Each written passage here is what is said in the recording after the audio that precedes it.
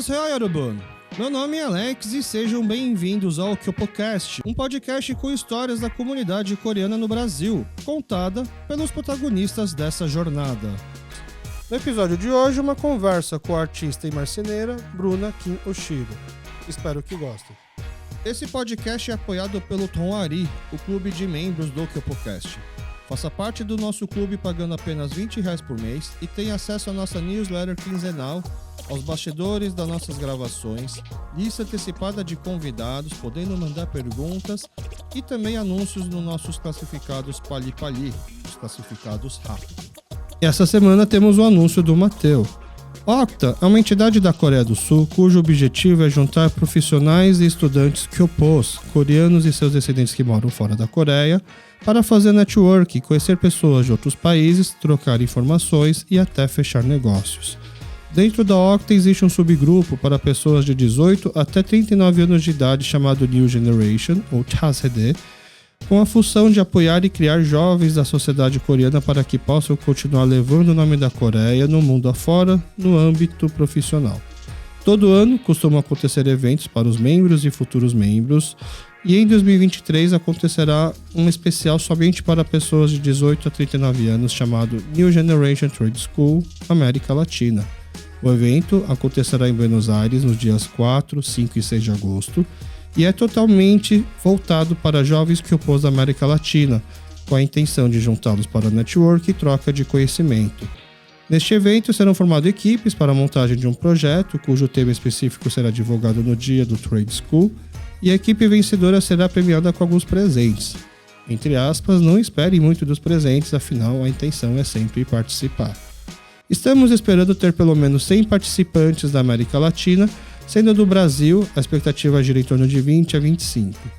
Desejamos que muitos jovens possam se interessar e também participar. Então aqui vão as informações gerais. O local será Buenos Aires, Argentina, de 4 a 6 de agosto de 2023. A data final de inscrição, 21 de julho de 2023. Taxa de inscrição, estadia, alimentação e materiais é tudo fornecido pelo Octa. Cada participante paga somente a sua passagem. Os requisitos é ser jovem da comunidade coreana, de 18 a 39 anos, estudantes ou que estão trabalhando, não importando a área. Estamos recebendo as inscrições através dos seguintes e-mails: m@roupa.app, roupa com H, aos cuidados de Mateu Kim, que é o diretor do New Generation Octa São Paulo, ou jin.li@lqbrasil.com.br, aos cuidados de Jin Lee, presidente do New Generation Octa SP. Não tenham medo de nos enviar um e-mail, é só falar: olá, meu nome é tal e tenho interesse, poderia me passar mais informações? Obrigado. Então é isso, espero que gostem do episódio, valeu! Muito obrigado, Bruna, por topar participar aqui com a gente do KyopoCast. Obrigada pelo convite, achei inusitado, mas fiquei feliz e fiquei animadona, assim, de vir conversar contigo. Eu fiquei mais feliz ainda com a forma que a gente conseguiu fazer esse contato, tá? Para o pessoal entender com quem a gente vai falar e sobre o que a gente vai falar, você pode fazer a sua autoapresentação. Não precisa ser nada muito longo, pode ser algo breve. É a parte mais difícil da gravação, tá? Então, depois que passa essa autoapresentação, fica fácil depois. É até engraçado você perguntar, porque eu faço tantas coisas, assim, já fiz, e eu sempre entro em crise nessa hora. Mas hoje eu tô um pouco mais madura. Então, meu nome é Bruna Kim, eu sou formada em artes visuais e trabalhei, além de em ateliê e exposição, trabalhei também em publicidade, em visual merchandising, com computação gráfica. Mas aí eu trabalhei um tempo e depois eu retornei para a área de artes. Daí hoje eu faço mestrado em Poéticas e Processos na Unicamp, no Instituto de Artes. Faço parte de um ateliê de gravura. Eu também sou marceneira, fiz o berço da minha filha, com muito orgulho, assim. Ensino marcenaria para adultos e crianças, dou atividades. E é isso. Acho que é isso. Assim. É isso? Então vamos lá. Vamos ver se é só isso. Eu faço uma breve pesquisa, tudo baseado com as coisas que tem já disponível na internet. E também com um pouco que eu já conheço da sua história, porque a gente já se conhece há um tempo já, né? Pois é. Então vamos lá. Bruna Kim nasceu no Brasil e é filha da dona Cristina Kim e do seu Yasuyuki Yoshiro. Formou-se em artes visuais pela Faculdade de Belas Artes de São Paulo e é atualmente mestrando em artes na Unicamp. Bruna se define como artista, marceneira, ex-libris ou ex-librista? Quem faz tudo cheio dessas coisas. Ex-librista. Tá, quem faz ex-libris, ex-libristas, a gente já vai entender o que é isso. E atualmente dá cursos e oficinas de gravuras e marcenaria para crianças e adultos em escolas e instituições como o SESC e centros culturais. Mas, basicamente, porque, como você falou, você já passou por várias crises tentando se identificar o que você faz, o que você é. E que uma profissão não define quem você é, né? Pois é. E ao mesmo tempo eu sempre tinha já isso. É legal você trabalhar com o que você gosta. E eu gosto de várias coisas. Então eu gostava muito de 3D, gosto de gravura, gosto de muitas coisas. E dentro dessas coisas eu ainda dá vontade de fazer outras muitas coisas, assim. Então quando alguém perguntava, eu falava, nossa. Mas, por exemplo, eu posso resumir essa parte de ensino e eu sou educadora. Então, resume um pouco bem, porque não é. Você não fica preso a um tema, você pode educar muitas coisas. E aí é um percurso que foi fazendo sentido, assim. Eu sempre fui muito livre para poder escolher as coisas que eu ia estudar e fazer, contanto que eu não desse prejuízo, né? Não precisa dar lucro, mas não dê prejuízo. E acabou sempre indo para essa área de ofícios, né? Fazeres manuais. Sempre foi indo pra esse lado. Não dá pra falar artista só? Porque a arte também... Assim como você falou educadora, porque você pode ensinar várias coisas, o artista ele não precisa se prender a uma única técnica. Então, é que pra mim, podem ter outras concepções. Pra mim, artista é quando eu conseguir realmente vender e viver um pouco do trabalho de arte, das gravuras. Eu ainda não cheguei nesse ponto. Ah, tá. Porque ainda não...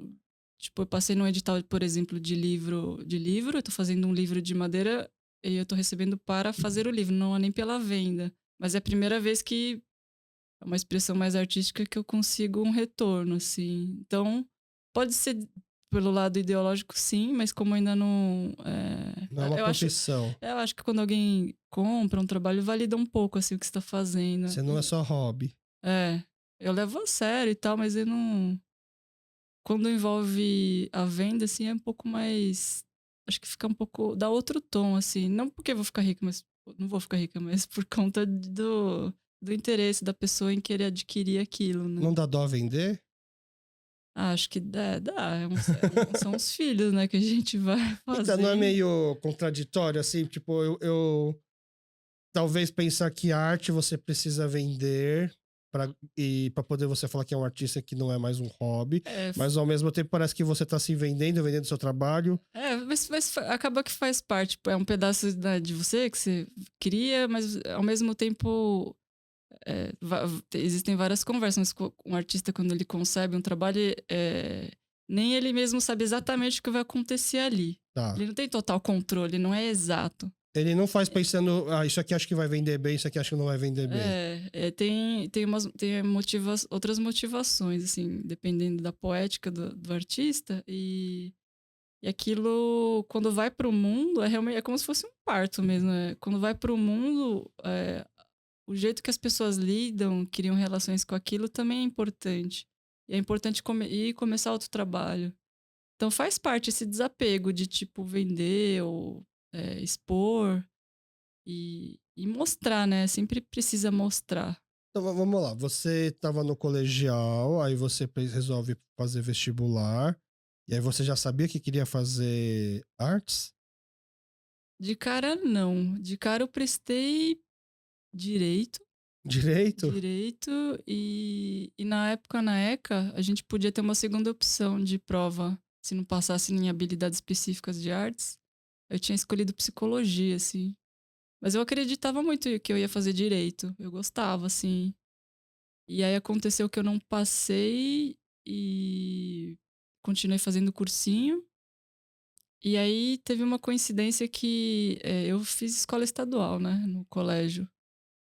E aí tava na época aquele projeto, era ProUni que chamava, não sei se ainda tem. Acho que tem. Que dava bolsa. E aí eu ia muito bem no Enem e tal. E aí eu passei pra tive nota suficiente para fazer artes na Belas Artes, que era uma instituição... É uma instituição até que respeitada e conhecida. E aí eu falei, eu vou fazer. Se eu não gostar, eu desisto e continuo tentando a ECA, né? E já que... Aí, depois que eu não passei em direito, eu falei, acho que não é isso mesmo, né? E aí eu tive essa sorte de ter sido uma das primeiras turmas que se formou pelo ProUni, né? Teve bastante gente. Então eu tive esse benefício, assim. E foi muito importante, porque eu peguei um curso muito bom na Belas Artes. Aprendi, além de desenho, pintura, escultura, li sobre antropologia, sociologia, semiótica, vídeo, performance. E uma das coisas que me ajudou muito foi, como eu não sabia exatamente o que era arte, nem direito, né? Não ter advogado na minha família. Uma das coisas que me ajudou muito era entrar no site lá do curso e ver as disciplinas do primeiro, segundo, terceiro... Ver os nomes da disciplina, assim, bem... Isso antes de começar o curso. Daí eu lia lá, Sociologia da Arte... Falei, nossa, que legal. História da arte brasileira. Nossa, que legal. Que legal, Eu iria pro lado contrário. Mas foi incrível que depois, quando eu fui cursando as disciplinas, eu falei, que bom que eu fiz isso, porque eu tô adorando, assim. Então, não deu muito certo, assim, porque eu não tinha outro jeito de entrar em contato. Não tinha como eu pedir pra assistir uma disciplina, assim. Eu não sabia que podia, né? Mas vamos lá. Uma coisa é você não precisar ou ter o subsídio para fazer a faculdade. Mas eu imagino que uma faculdade de arte você acaba gastando bastante em material, não? Ou a faculdade dá tudo o que você precisa para fazer as coisas? Tem que comprar bastante coisa. Aí acaba ficando um pouco caro nisso daí. Acaba... não fica... Eu trabalhava, assim. Não ganhava bem, mas dava pra... Eu já não pagava a faculdade, tinha bolsa. Então, eu morava com os meus pais.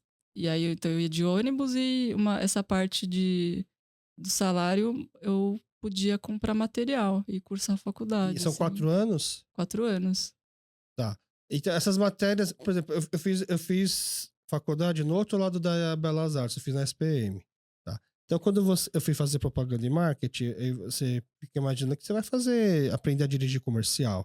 A imagem que eu tinha quando jovem para fazer vestibular eu vou fazer comerciais, porque eu era aquele menino que gostava de assistir talvez mais os comerciais da televisão do que os programas propriamente dito. Porque comercial é curto, tem que ser engraçado, tem que ser rápido e tal. É mesmo? Eu adoro... Depois, quando começou a surgir o YouTube, umas coisas que eu mais fazia era procurar comerciais engraçados pelo mundo, sabe? Eu adorava fazer isso, então eu imaginava que a faculdade seria isso. Aí quando a gente tem aula de antropologia, sociologia, eu queria o que eu tô fazendo aqui? É justamente o lado contrário. Mas hoje eu entendo que como esse embasamento teórico é importante, na verdade, para você poder fazer coisas talvez... Não sei se a palavra certa é mais profundas, né? Mas talvez com mais significados, né? A gente vai construindo significado para aquilo que a gente faz, né? Acho que isso mudou muito minha visão de mundo. Não que eu não pensasse sobre a vida, né? Mas com 17, 18, a gente tá num turbilhão de coisas. Mas mudou muito. Tipo assim, não é que virei outra pessoa, desculpa, mas Abriu outros olhares. Foi muito importante, assim. Até hoje eu vejo textos que eu li e coisas que eu passei, assim, que eu falo, nossa, realmente formou. Tipo, pra mim foi assim. E você sentiu muita diferença quando entrou na faculdade em relação aos outros alunos? Porque quando eu entrei na SPM, eu fui, assim, eu entrei dentro dos 40 primeiros lugares do vestibulinho lá, do vestibular da SPM.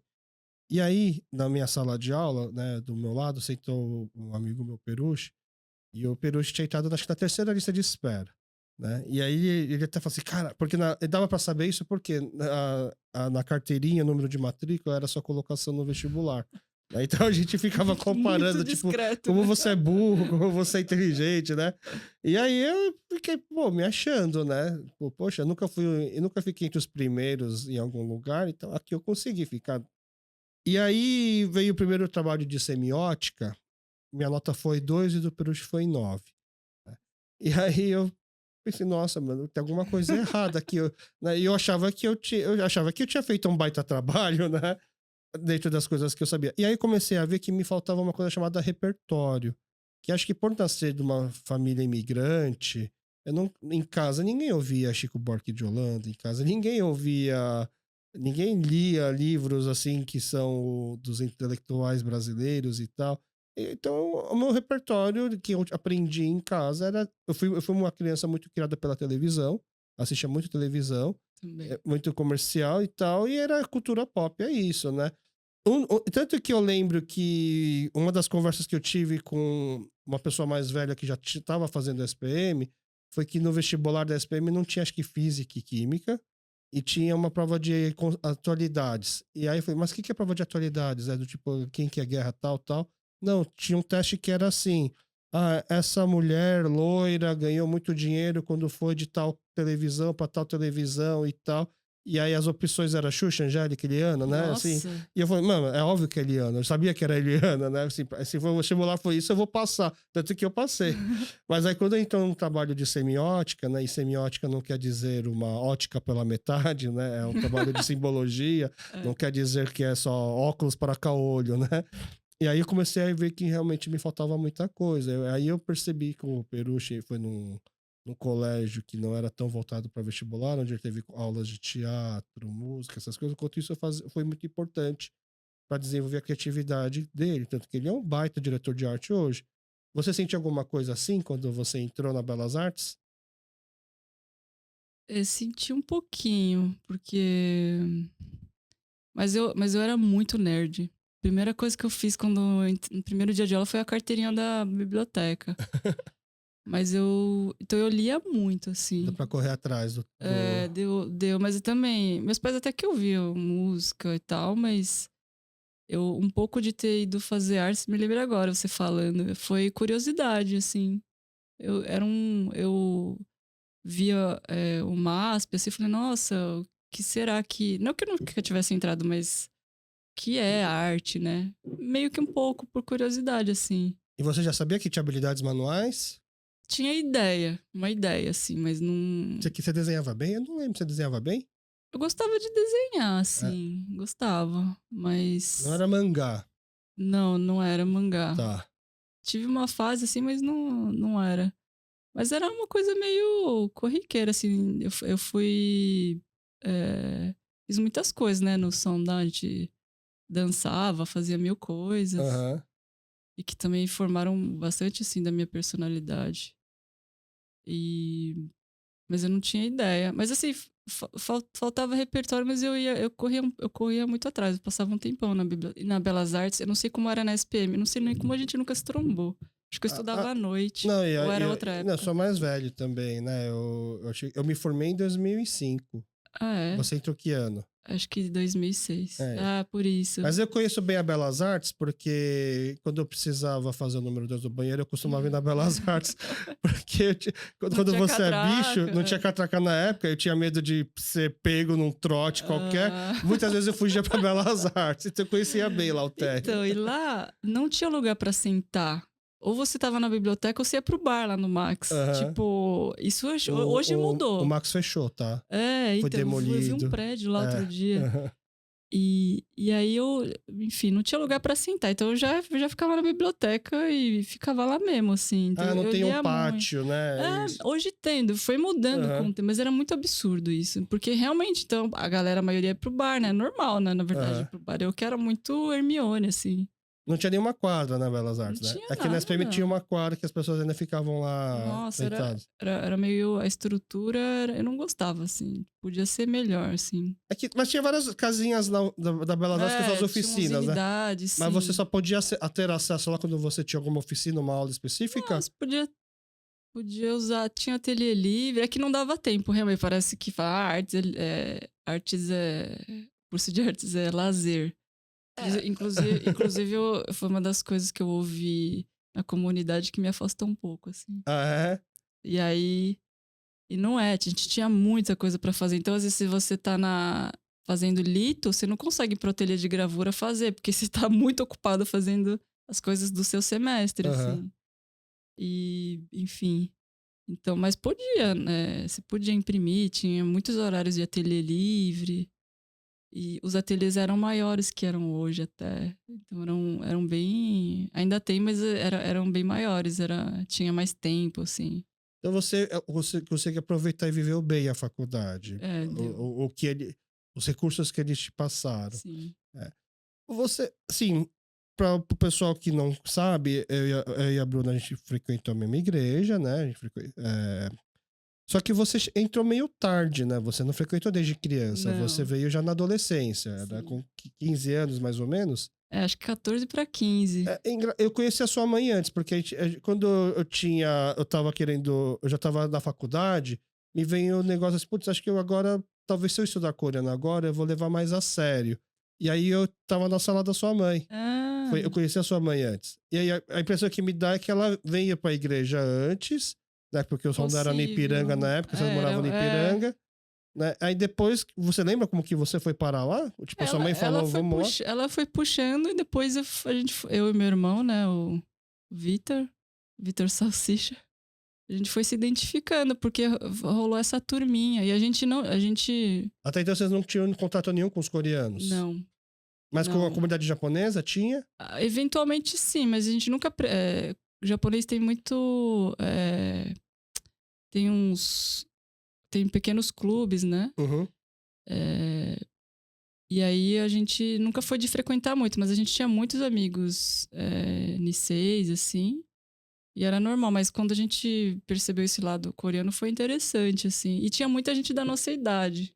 Nas associações do grupo japoneses não tinha tanta gente? Acho que da forma que a gente encontrou... Porque eu tava lembrando disso esses dias, que desde que você falou de vir aqui, eu comecei a remexer, assim. A gente era muito livre no som da... Assim, tipo, eu queria tocar bateria, eu podia ir lá e tocar, ninguém falava nada. Não sei se você lembra dessas coisas. Lembro. Tipo, era muito livre, porque... a gente queria tocar uma música no Meba, no festival lá, era muito livre. A gente podia quase fazer o que a gente quisesse. É mais ou menos, tá? Porque naquela época... pra mim, a sensação que eu tinha era essa, Então, assim. naquela época, eu era catequista, né? A nossa diferença de idade aqui é 4 anos, mas como faltava voluntários na igreja, muito cedo eu peguei justamente o pessoal do 2º grau para tomar conta como catequista. Só que eu tinha acabado de sair do 2º grau, né? Então eu sabia mais ou menos como pensam. E aí o nosso trabalho na época era meio que fazer essa ponte entre as freiras, os mais velhos, tentar convencer, porque não tem problema nenhum tocar um Slipknot, por exemplo, no festival da igreja. Sim. E aí a gente explicava que é do tipo assim, o sistema vodal, tipo, porque começa no caos, é um mundano, então começa nesse caos, a gente toca o Slipknot, aí no final a gente vai pra uma parte mais louvor, que a transformação... Era o argumento era a justificativa que a gente dava, mas não era tão fácil, assim, aprovar essas coisas, a gente assim. tinha uma proteção, então. De uma certa forma. Queria fazer... Eu sempre assisto o podcast, você fala desse Thiago Sogué, eu fiz um pra você. O meu Thiago Sogué? Porque eu falei, eu também vou falar um pouco. Eu queria falar um pouco, não falar só de mim, né? Tá. Daí eu fiz... Fui pego de surpresa agora. Então eu... mais ou menos, né? Não vai ficar tão bom quanto o seu, mas ó. Criador deste podcast sobre os distintos caminhos trilhados pela comunidade brasileiro-coreana, estudou publicidade, que era o que eu sabia, né? E participou ativamente do grupo de jovens da igreja, onde chegou a organizar, junto com Boni, Arthur, Naré e companhia, trekkings de nível médio, com 70 jovens, mais padre, mais irmã, para lugares como Trindade e Petar, que é o que eu me lembro, assim. E onde a gente vivenciou momentos únicos como banho gelado, guia pisando em cobra e missa na montanha. E sempre bem-humorado, extremamente articulado e naturalmente comunicador, desde sempre. Já teve, eu tenho um bar porque eu não sabia. E 15 anos depois de ter convivido com ele, nunca o chamei pelo seu nome real. Sempre foi Checha. Eu lembrei muito desse... Eu me lembro muito desse... Que era uma loucura, gente. Vocês já fizeram os camps, mas se vocês já fizeram trekking, fazer trekking com 70 pessoas é muito doideira. E eles faziam, tipo, com a gente era muito no telão, assim. E aí, nossa, era uma coisa muito louca, assim. E aí eu permaneci fazendo trekking. Isso que eu ia falar, não foi traumático, por conta né? de vocês. Porque vocês plantaram essa raiz de que, não pode ter frescura, mas é possível, é legal o contato com a natureza. E eu lembro de, tipo, o guia pisando numa cobra como se fosse uma barata, não sei se você tava junto, em Foi no Petar, Petar. assim. Petar tem E, bastante cobra. mas eu lembro de ter uma missa, eu não lembro, era uma montanha, a gente fez uma missa no meio de uma pedra com uma vista maravilhosa, assim. Já fizemos missa na praia, e isso, sério, eu não sei como era pra vocês, porque eu imagino que era muito trabalho, assim. Foi muito transformador. Eu acho que Tipo, muito. acho que você vai entender um pouco. Eu recentemente estava conversando com a Jung e a gente tava. A Jung é uma amiga da Bruna que eu conheci faz começo do ano, mais ou menos. E aí a gente estava conversando sobre como os coreanos se juntam através de interesses em comum. Uhum. E aí é como tem a Associação Coreana de alguma coisa. E ela falou assim, falta a Associação Coreana dos Trek. Porque eu sei que ela gosta também dessas caminhadas. Foi assim que a gente se conheceu. E eu falei assim, pelo amor de Deus, eu tô fora dessa. Você? Eu falei isso pra ela. E acho que se ela ouvir, ela até vai ficar assustada. Agora ela vai entender porque que eu fujo das trilhas. Porque realmente, na verdade, assim, realmente, você fazer a trilha só você e a natureza é muito mais legal. Aliás, eu não sei. Era muito divertido organizar esses campings, esses acampamentos. E a gente também não tinha muita noção das coisas. A gente só via que os mais velhos fizeram e a gente tinha um certo curva de aprendizado assim mais fácil, porque a gente já participou uma vez como aluno, depois você vai como professor.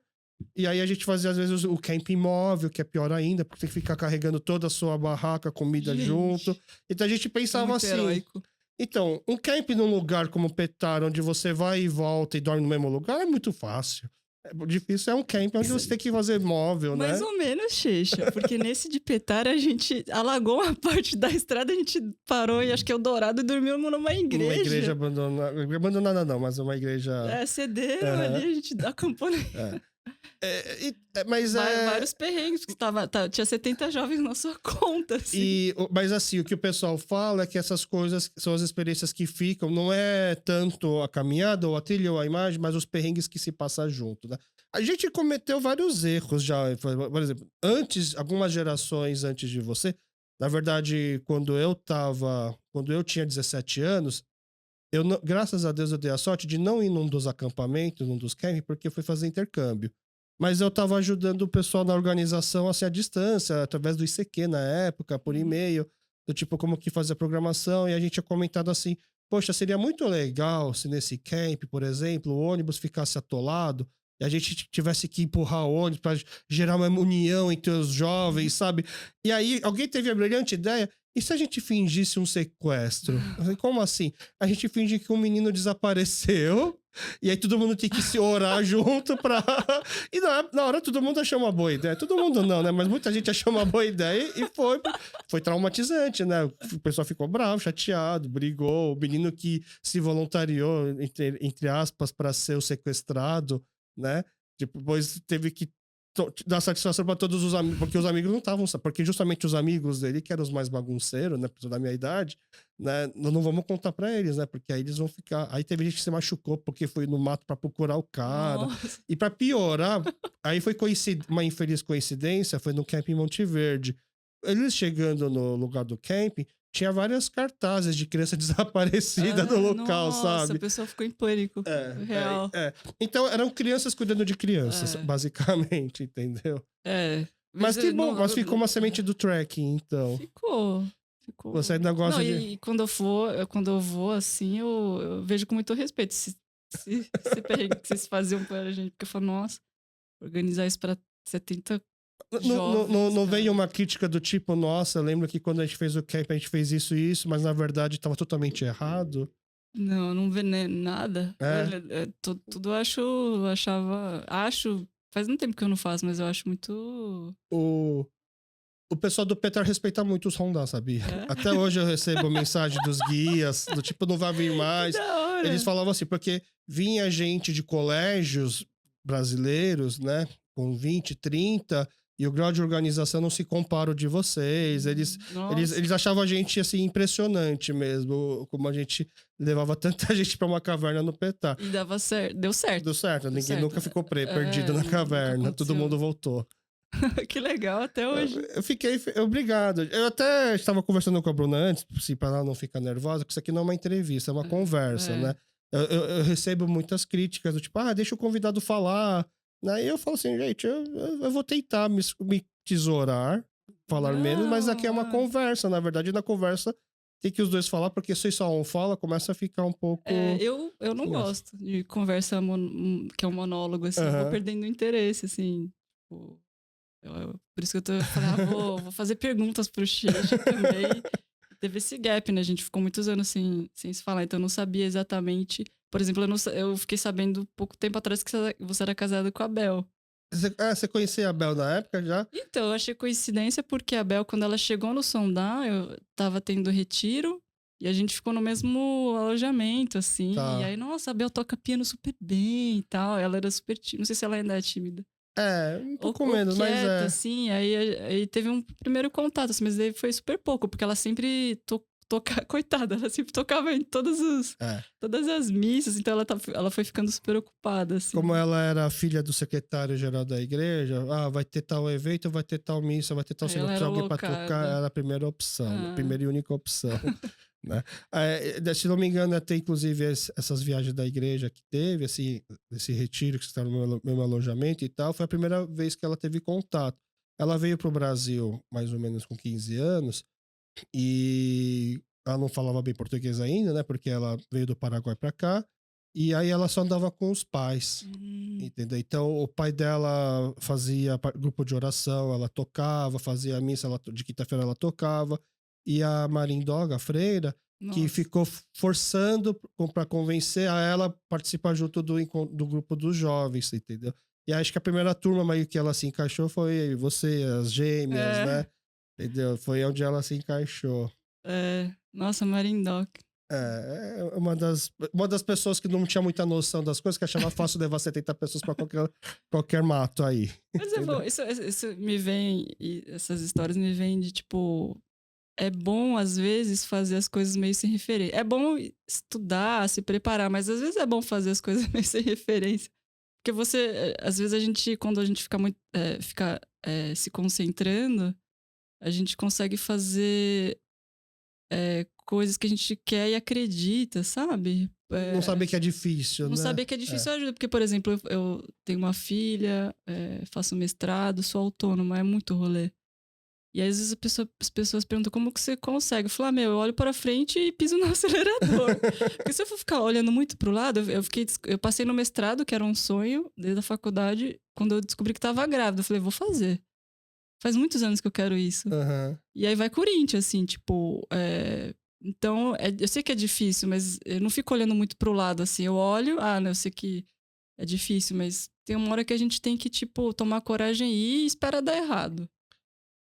O mestrado é na Unicamp. É na Unicamp. Mas ele é presencial? Você tem que ficar indo lá? O mestrado é assim, a gente faz algumas disciplinas obrigatórias, cumpre um mínimo de créditos no primeiro ano. E depois é orientação. O meu orientador mora em São Paulo. Então eu já cumpri esses créditos. Então não tenho que ficar indo pra Unicamp. Eu tive que ficar indo... Um ano atrás eu peguei 1 ou 2 disciplinas, eu tive que ficar indo ainda com a Cecília, minha filha, amamentando, então foi foi difícil. Tinha dia que eu chorava, esqueci a bombinha de tirar leite, chorava, porque eu descobri isso quando eu chegava na Unicamp. E aí, enfim, tive vários perrengues, não é tipo nada florido, mas enfim, é tipo escolhas. E se você soubesse que se você ficasse pensando que seria tão difícil, não teria nem começado, né? Porque é difícil e é difícil. Por exemplo, antes eu tinha tentado o processo seletivo antes na Unesp, e aí eu ficava pensando, mas eu queria ter filho, né? Como é que eu vou conseguir conciliar? Mas eu prestei mesmo, aí não passei. Em 2019, 2018. E é porque eu falei, em algum momento eu vou engravidar no meio do mestrado. Então não, vai fazendo. Tipo, vai fazendo, prevendo uns riscos, mas também se deixando se adaptar. Acho que a pandemia ensinou isso também pra gente, da gente ir se adaptando no meio do caminho. Porque a gente teve que fazer isso, né? Tipo, hoje tá de um jeito, amanhã tá de outro. Na retomada, e aí retomava e não retomava, né? Uma parte retomava, outra não. Aí, tipo, às vezes podia abrir o comércio, às vezes não, né? Nossa. E acho que também... Mas eu já tinha isso, e, enfim. Mas às vezes é bom a gente tomar um pouco de coragem e se deixa o caminho dizer pra gente que não tá certo, sabe? Você já ouviu falar do Pablo Marçal? Não, já ouvi falar assim, esse nome não é estranho, Marçal. Acho que você vai saber quem é. Pablo Marçal é um coach, mas que ficou muito famoso. Ele já era famoso no mundo da mentoria. Ele estourou a bolha, ele conseguiu sair do mundo da mentoria porque ele teve a brilhante ideia de levar um grupo de pessoas no Pico das Neblinas. Nossa! Você ficou sabendo? E aí Era no Marins. Marins, isso. E aí precisou de resgate, helicóptero. Nossa, e a pessoa começou a falar mal dele, do tipo, esses coach que não sabem nada, e levou. E achou que seria possível e tal. Mas de uma certa forma, ele ficou mais famoso ainda. Entendeu? E aí as pessoas foram procurar, e aí ele começou a dar as entrevistas, ele conseguiu sair um pouco da bolha, e aí ele conseguiu até reverter, porque ele é um coach, né? Ele é aquele pessoa que sempre tem que trabalhar desenvolvimento pessoal, do tipo, uma coisa que poderia ser o fim da carreira dele, porque ele levou as pessoas no Pico do Marins e tal. Sem conhecer. Sem saber, né? Igual, mas não é muito diferente do que a gente fazia com as pessoas no Petar. Vocês tinham parâmetros. Tinha os guias, né? A gente contratava os guias, né? A gente, na verdade, confiava nos guias. Se a gente contratou um bom guia ou não, era por sorte. Mas a gente contratou bons guias, o Branco, inclusive. Quem quiser ir pro Petar, eu sempre recomendo chamar a equipe do Branco. E aí o Paulo Marçal que conseguiu, tipo assim, poderia ser o fim da minha carreira de coach e tal, mas isso me ajuda a ter visibilidade, as pessoas ficaram interessadas em saber por que eu levei, e a gente começa a explicar, conversar, não sei o que, explica como que realmente, de fato, foi aquele dia, e isso eu trouxe mais publicidade para ele. Então, não tô incentivando ninguém a ir pras montanhas sem guia, nem nada, não é isso, entendeu? Mas é meio que... às vezes a gente fala, né? A ignorância é uma bênção, né? Não saber exatamente o que tá acontecendo pra ter a coragem de fazer, né? É bom ter parâmetros, mas assim... às vezes a gente tem que não arriscar a vida, né? Mas se arriscar nas escolhas. Eu acho que eu sou de uma geração e eu vejo cada vez mais as mais novas querendo calcular muito risco. Tipo, quer só fazer escolhas muito certeiras, que não vai dar errado, que quer dar certo num trabalho logo, quer uma carreira sem risco de começar ganhando mal. Essas coisas não pode acontecer e pode não acontecer, né? E eu acho que tem muito medo de se arriscar nesse sentido, né? De escolhas, de escolher errado, escolher certo, assim. Eu não sabia que isso era uma... Eu acho, assim, por... Isso no meio acadêmico, você diz, ou no meio já no trabalhos manuais? Em geral, assim. No geral.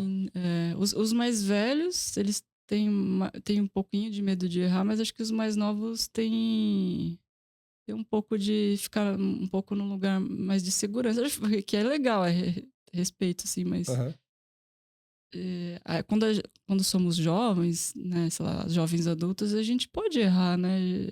Tem uma certa margem, assim, pra gente refazer escolhas. Sempre tem, né? Mas quando é jovem, a gente mora com os pais, a gente não tá sustentando um filho, né? Então, eu acho que tem muita vontade de estar numa situação muito segura e, não sei...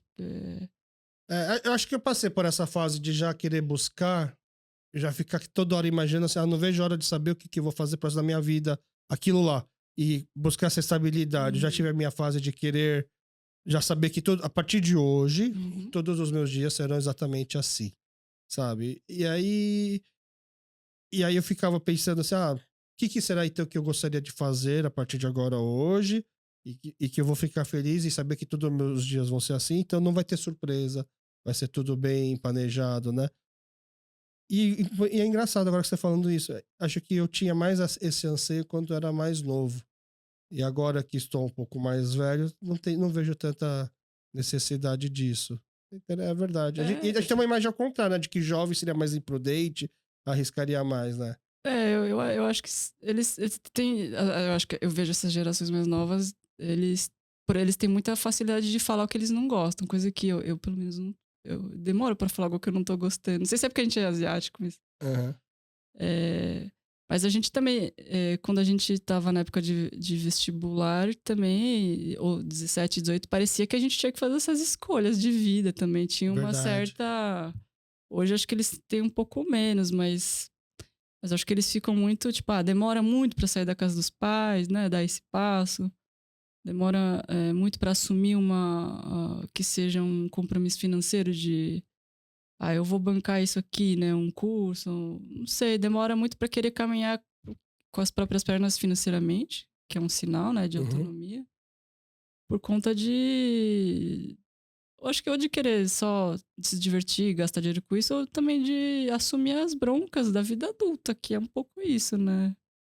É, mas acho que a nossa geração tinha um pouco isso, a escolha da vida, né? É engraçado que a gente. Esse eu acho que é o 56º episódio que eu gravo de apresentando. Apresentando são os programas que a gente. Cuja temática é a história de uma pessoa, né? Aí tem os One Plus One, que são assuntos variados onde a gente chama pessoas para discutir esse assunto. Então, hoje é a 56ª pessoa que a gente grava.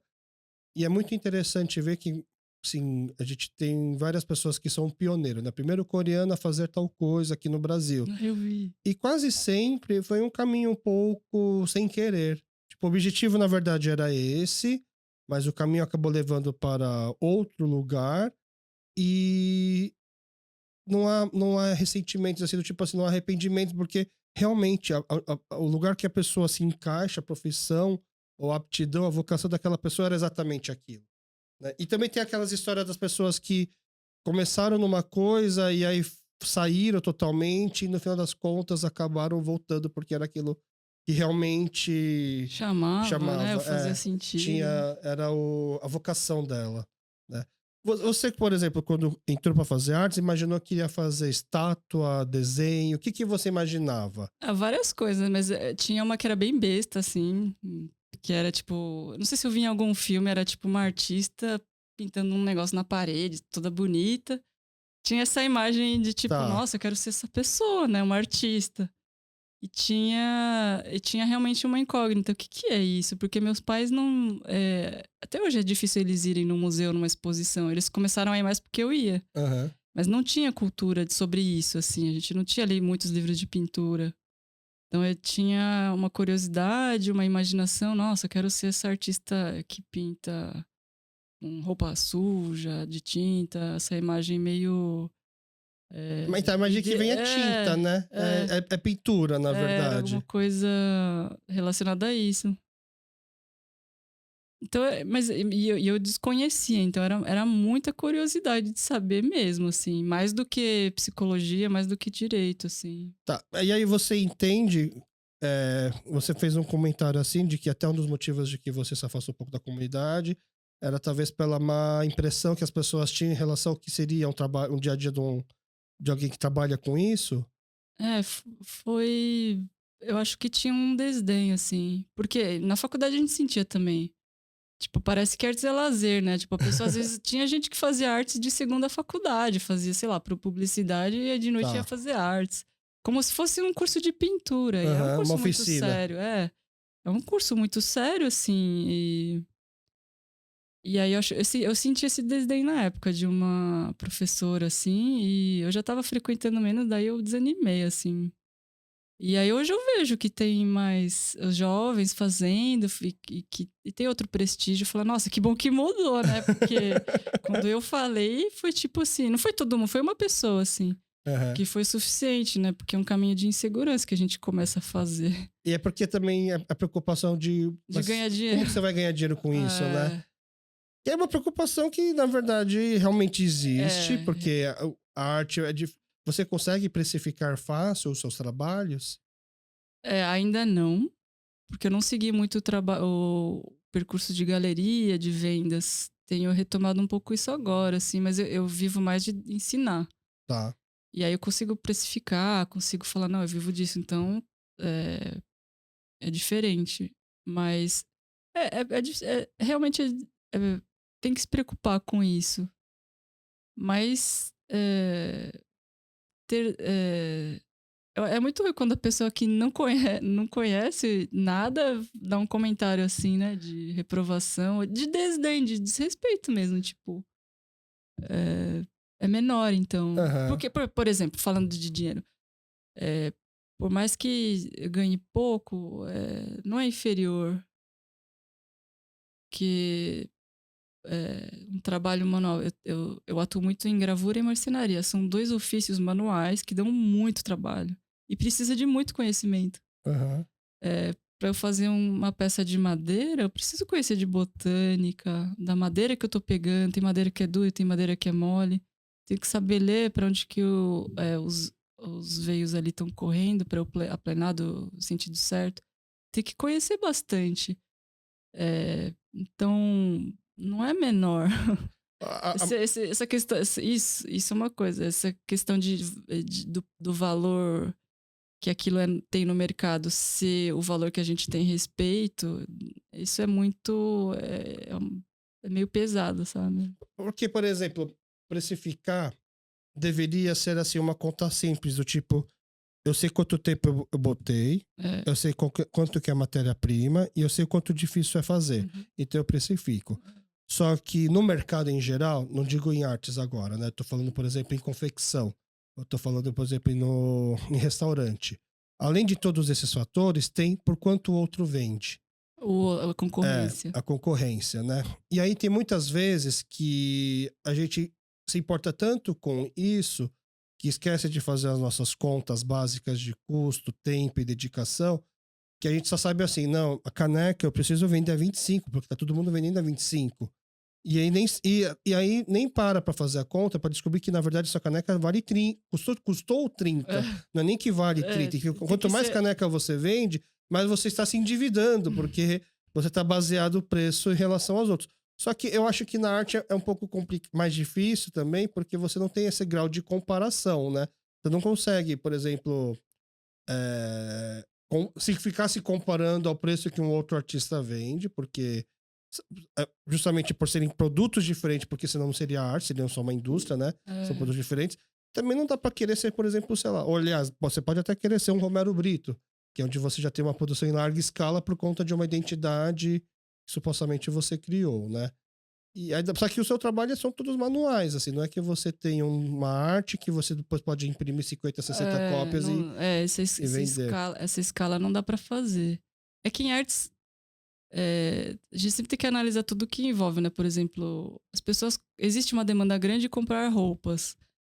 Em artes, as galerias trabalham com clientes específicos, com networkings específicos, então essas coisas acho que vão inserindo ali informações de preço e de influência de cada galeria, por exemplo, né? Tá. Eu acho que o que tem que ser analisado ali, e sim, tem que ser levado em conta, mas tem que ser qualidade do trabalho.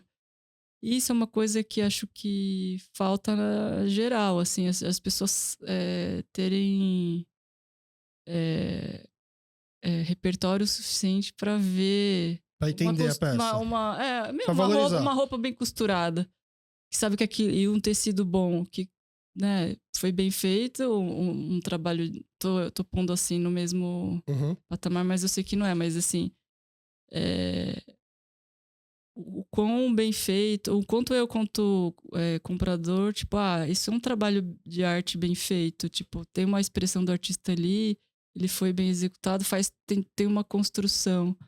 Então, eu acho que, eu pessoalmente acho que a gente tem que procurar conhecer muito para poder julgar, não pelo preço. Não sei se é comum para você, é comum eu ir num restaurante pagar caro e a comida não ser tudo aquilo. Mas eu sei, tipo, não tô. Eu senti que não vale tudo isso, né? Tem uma parte que é a fama, né? É a fama, a Então, tipo, estrutura, o mas é porque paladar é uma atendimento. coisa bem. Uhum. Mas eu acho que a gente tem que sempre saber ler as coisas por nós mesmos, assim. Ter os nossos critérios. E aí né? que eu acho que é a importância, talvez, de ir visitar frequentemente exposições, que a grande maioria não é tão cara para visitar uma exposição. Sério, no Brasil é acessível, né? Tem muito lugar que é barato, tem dias que é de graça. Sim. E aí é ir treinando, né? Que nem quando inaugurou a Pina Contemporânea, a primeira artista a expor lá foi uma coreana, Eu né? vi. Você foi na É das exposição? persianas, né? É, Foi. e aí eu fiquei assim, gente, eu não. Eu vim pra prestigiar porque é uma artista coreana, mas eu não tô. Eu não sei o que fala, o que é. Tem um texto grande lá falando do quase coloquial, né? Que acho que era o nome da exposição, eu acho, alguma coisa assim. Eu tava tentando ligar aquilo com os objetos e eu falei, ai, gente, eu faltei nessas aulas, eu acho, eu não consigo. Não tocou às vezes pra Uhum. você, né? Mas você É que é gostou? justo. Então, eu não conhecia muita coisa dela, mas eu não curti muito, assim. Eu fiquei olhando e tal. Tem uma montagem interessante, mas não. Não foi ela que veio e montou, né? Ela, Não sei dizer. acho que ela deve ter como é que fala? Já um parâmetro, né? É bom que o artista venha. Tipo, tem exposições grandes que o artista vem, fica o tempo Tá. da montagem, porque cada montagem é uma montagem. Uhum. Cada lugar tem demandas diferentes. Eu não sei dizer se nessa ela veio. É que eu imagino se ela tivesse vindo, acho que teriam feito um certo away, assim, teriam, tipo, no mínimo uma foto com o cônsul, um jantar, e aí essas coisas teriam vazado, assim. Entendi. As pessoas teriam visto, né? Então não, mas eu particularmente não, desse artista também não tocou muito, não, assim, tipo. Uhum. Mas assim, achei. era de graça, entendeu? E tava aqui no Bom Retiro. Pois é, achei interessante eles fazerem esse movimento, trazer uma artista coreana contemporânea. Achei, tipo, poxa, legal. Uhum. Você acha que a gente tem espaço ou o mundo artístico aqui no Brasil é um mundo meio, sei lá, masculino, branco? Sobre quem indica, quem é seu pai, quem é sua mãe? Ou... Tem bastante, cada vez menos. Eu acho que assim, na época que eu me informei, por exemplo, isso eu sinto muito, assim. Não tinha Instagram, ou se tinha, era muito ainda primário, né? Uhum. Tinha um pouquinho de Facebook. Então, pra eu mostrar algo que eu fazia era muito difícil. Eu não sei, não conseguia viabilizar, assim. E hoje eu posso, talvez eu nunca exponha no máximo, mas eu posso mostrar pra algumas pessoas o que eu faço. Pelo Instagram, por exemplo, pelo Facebook. E isso é legal. Então, tipo, acabo atingindo pessoas que eu conheço e um pouquinho mais. Pessoas que conhecem as pessoas que eu conheço, por exemplo. Antes não tinha isso. Torna um pouco mais acessível. Você não precisa literalmente pegar uma fila para conseguir botar o seu trabalho numa galeria. Ainda é difícil chegar em alguns lugares, mas enquanto isso eu consigo ir mostrando o trabalho, assim. É que, por exemplo, imagina que eu tenho um pouco dessa mundo artístico aqui no Brasil. Tem uma matéria que retrata bem. Saiu uma matéria recentemente falando que o cineasta que acho que mais rico do mundo é o João Moreira Salles. Ah, é? Só que as pessoas esquecem de falar que ele é rico não porque ele é um cineasta, mas porque ele é herdeiro do Itaú, na verdade, né? Porque ele tava na lista da frente do Steven Spielberg. Pra você ter uma ideia. Aí você fala, caramba, esse cara, ele é muito... Quais são os filmes que ele fez que tá na frente do Steven Spielberg? Não, gente, ele fez... Como é que chama o filme que ele fez com a Fernanda Montenegro? Central, né? Central do Brasil, alguma outra não foi coisa. esses milhões de bilheteria. Né? Mas ele é simplesmente filho do Itaú. Então, imagine que me passava aqui da classe artística brasileira, meio que isso. Eu tenho essa impressão que é fechado, né? Mas eu tenho a impressão que também também, por exemplo, eu posso comprar, tem artistas gravuristas que eu gosto, que eu tenho condições também de comprar o trabalho deles. Tá. Que custa, sei lá, 200, 300. Tem o Francisco Maringelli às vezes ele vende cartazes que é 50, 100 reais. Então, e você sabe dar o valor de que aquilo lá não tá um preço muito barato pelo trabalho que o cara faz. Poderia cobrar mais, mas, por exemplo, posso comprar. É gravura, né? A gravura tem essa característica de terem algumas cópias, né? Não são trabalhos únicos. Mas, por exemplo, acho que queriam se... o mercado de arte ele vai criando ramificações maiores do que tinha. Porque... Vai popularizando? Fica mais para as pessoas que não são bilionárias e não estão enxergando a arte como um investimento, né? Não estão comprando uma tela da Tomiotaki porque daqui a, sei lá, quantos anos vai valer aquilo vezes 3, né? Não é investimento. É tipo, porque eu achei bonito, fez sentido pra mim, então eu quero pôr em casa. É como deveria ser, na verdade, né? E é o que eu gosto, assim, é o que eu acredito, porque eu não nasci filha de banqueiro, né? Então, tipo, pra mim é a minha realidade, assim. O Então, que é gravura, então? Vamos lá. Você, das suas técnicas, do que você gosta de fazer, você falou de marcenaria. A sua marcenaria não é uma carpintaria. Você não tá fazendo uma cadeira, um sofá, uma cama. não, Você falou que você fez o poderia berço da sua fazer. filha. O que eu faço em marcenaria são mais coisas pra mim. E eu passei um tempo sendo residente numa escola de marcenaria, Oficina Lab. Eu fiz um curso e fiquei um ano ali fazendo várias coisas que me davam na telha. E aí, então, fui aprendendo a construir coisas, mais em MDF, compensado e pinos. Tá. Aí E seriam mais aí, trabalhos utilitários. artesanatos, utilitários do que artísticos. É Tá, mais utilitário. Gravura é uma técnica de reprodução de imagem. E aí ela pode ser artística, dependendo da construção que você faz na gravura e como pessoa na vida, né? Tipo, eu fiz uma gravura que eu queria explorar um pouco a linha, a materialidade da linha ali, utilizando essas técnicas, e aí você vê um trabalho que não tem uma função objetiva de ilustrar um texto. É um trabalho de contemplação, de tipo, nossa, que desenho, não sei o que que é, mas que da hora, assim, né? tá. E a gravura, ela ainda nenhum tipo de impressão tecnológica, nenhuma impressora Epson, assim, consegue reproduzir a materialidade que tem na gravura, porque passa numa Ah, prensa, a gente entinta com uma tinta tipográfica, ou perdão, uma tinta gráfica, uma tinta de gravura.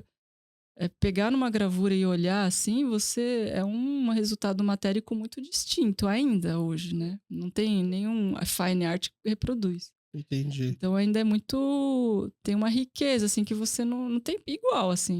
Fica um pouco de volume também? Tem os Tá. volumes, a tinta ela se apresenta de um jeito. A luz bate de um jeito muito distinto. Eu ia trazer, mas eu esqueci. E dura? E dura bastante. A gente usa materiais que não vão fungar com o tempo, né? Papel a gente molha com uma água que Aham. não vai fungar. É, Sabe quando tem aqueles filmes, o cara fecha um envelope com um carimbo, que fica uma massinha? cinete. Aquilo lá dá pra falar que é uma espécie de gravura? Não, aquele não é gravura, aquele é só Um carimbo. É como se fosse um carimbo, né? Aham. Gravura é realmente quando você tem uma matriz e você tira uma cópia dessa matriz, uma ou mais cópias. Não precisa Tá. de ter uma matriz, seja ela de metal ou de madeira, no Aham. caso da Sheila, uma pedra, no caso da Lito. Tem gravura experimental que a gente usa uma Tetra Pak, né? Uma Uma caixa de caixa de leite? leite. Tem bastante. Um papel, eu faço muito gunprint, cuja matriz é um papel. Tá. Então precisa ter uma matriz e o resultado da impressão dessa matriz é a gravura. Que é diferente de um carimbo, porque o carimbo ele vai pressionar, a gravura não. Você vai botar o É, papel por cima. aqui o carimbo, você não precisa passar na prensa, é uma impressão meio Tá. você Entendi. põe na almofada e Aham. carimba, né? Tá. Que é uma técnica também de impressão. Eu Legal. aprendi recentemente com o Dr. Augusto, que é o presidente da Associação Brasileira dos Coreanos, a importância dos carimbos, né? Porque se você for ver na Coreia, a pessoa que assiste novela coreana até fica meio surpreso, porque, nossa, tudo isso por causa de um carimbo, não dava para ele simplesmente ir lá no banco e falar, não foi eu que carimbei, né? Porque como que você tendo o carimbo da pessoa, você podia vir comprar a casa dela, tipo, roubava o carimbo lá do senhorzinho e pronto, a casa tá no meu nome. Mas a pessoa fica assim, nossa, mas não precisa nem passar no cartório nem nada. Aí ele tava explicando que os carimbos eram como se fossem já os cartórios, porque cada carimbo é registrado num cartório, Uhum. então ele já tá valendo, porque antigamente não tinha essa facilidade de você pegar as coisas e levar para um lugar para E, fazer o documento. E aí tá explicando por que o uso do carimbo, porque o carimbo também tem não só a questão do desenho, mas a questão da profundidade das camadas, e que um especialista, quando vê um carimbo prensado, ele sabe falar se foi um carimbo original, se foi um carimbo falsificado, por nossa, exemplo, legal. né? E aí, por isso que eu fiquei imaginando talvez essa questão do relevo, a questão da gravura, a questão da força da prensa, que tudo isso vai interferir, né? Quando a gente só imprime um desenho, uma impressora de tinta aí, uma impressora laser, só tem o desenho impresso no papel e liso É. e pronto, É né? que eu falei isso porque tem impressoras fine art, não sei se você já viu, Giclé, que é uma Epson, mas é uma impressão de muita qualidade que fica muito bonito, assim. Aham. E, e que você pode pegar uma imagem bonita e imprimir em algumas vezes. Assim, pode fazer uma edição também. Ah, Mas a gravura ainda tem características que só passando na prensa, né, se consegue, que a marca que fica do volume da matriz, né? E tem técnicas que não tem como. Por exemplo, tem uma técnica que chama água forte, que a gente pode fazer um desenho e aí a linha que sai dessa água forte é uma linha muito. A gente quase vê o relevinho da tinta, assim. aham. Eu não sei explicar. Tem uma materialidade ali. Que Tá. quem vê gravura de perto consegue distinguir, sabe? E esse Que é é o... um negócio diferente. É um papel mais. Com gramatura maior. E, enfim. Tem. Mesmo quem não conheça nada de gravura sabe que, tipo, nossa, que diferente, porque é, a tinta tem uma quantidade de tinta ali, então a luz reflete diferente, assim. Ah, faz até uma sombra. Você vê que você não sabe nem explicar, mas você fala, nossa, é diferente isso aqui, né? Que Tá. é isso, né? E esse é o trabalho do seu mestrado? Eu faço mais em gunprint, mas que também deriva da gravura em metal. Mas eu conheço todas essas técnicas, você fazer e tal. Aham. É que, pela minha escolha poética, foi fazendo sentido usar mais o gunprint, assim. Mas isso você aprendeu na Belas Artes? O gunprint, eu acho que sim. Acho que aprendi na Belas Ou Artes. você Ou com foi a Helena. fazendo... Ah, tá. Então, um pouco depois que eu comecei na Belas Artes, eu fui ser assistente da Helena Fred, que é uma gravurista. Artista, gravurista e professora. E aí eu aprendi muita coisa com ela. Até hoje, assim, o ateliê que eu frequentei é o ateliê dela. Porque não dá pra fazer em casa. Não dá. Isso é uma característica. Até por isso que eu tenho esse projeto de ateliês, porque a prensa, mesmo que seja uma prensa pequena, ela demanda espaço. E é difícil você manter o espaço só para gravura, né? Você tem que pagar um aluguel, tá. Aham. Então é normal ter ateliês coletivos, como tem aqui na Oswald de Andrade. Tá. Tem um ateliê coletivo de gravura, porque aí uma prensa serve a várias pessoas. E é isso assim, desde sempre. Tem eu acho que ele é britânico, William Reiter. Na década de 40, 50, ele criou o Ateliê 17 na França, acho. Depois ele veio para os Estados Unidos, depois voltou. Era um ateliê coletivo, assim. Tem uma natureza. Tem gente que tem o seu ateliê particular, mas é natural que ele fique coletivo por conta do trabalho que dá. Abrir tinta para toda a galera, regular a prensa. Mas aí tem que ter uma pessoa responsável pra ninguém quebrar o negócio. Costuma ter. Tá. Mas é uma estruturazinha, assim. Tipo, não é simples. E nem rápido, assim. E hoje em dia, eu imagino que não tem uma fila muito grande pra usar uma prensa de gravura, tem? Ou por ter poucos ateliês pra isso, a fila fica grande? Não chega a ter fila. Sempre os ateliês que existem dão conta. No Sesc tem alguns, 2 Sesc, acho que fazem ateliê livre. Aqui na Oswald. Acho que no Centro Cultural tem. E é grátis? Esses são. Tem uns outros. O Ateliê Piratininga tem, não é grátis, mas é muito acessível pela estrutura que precisa ter, né? Um ateliê.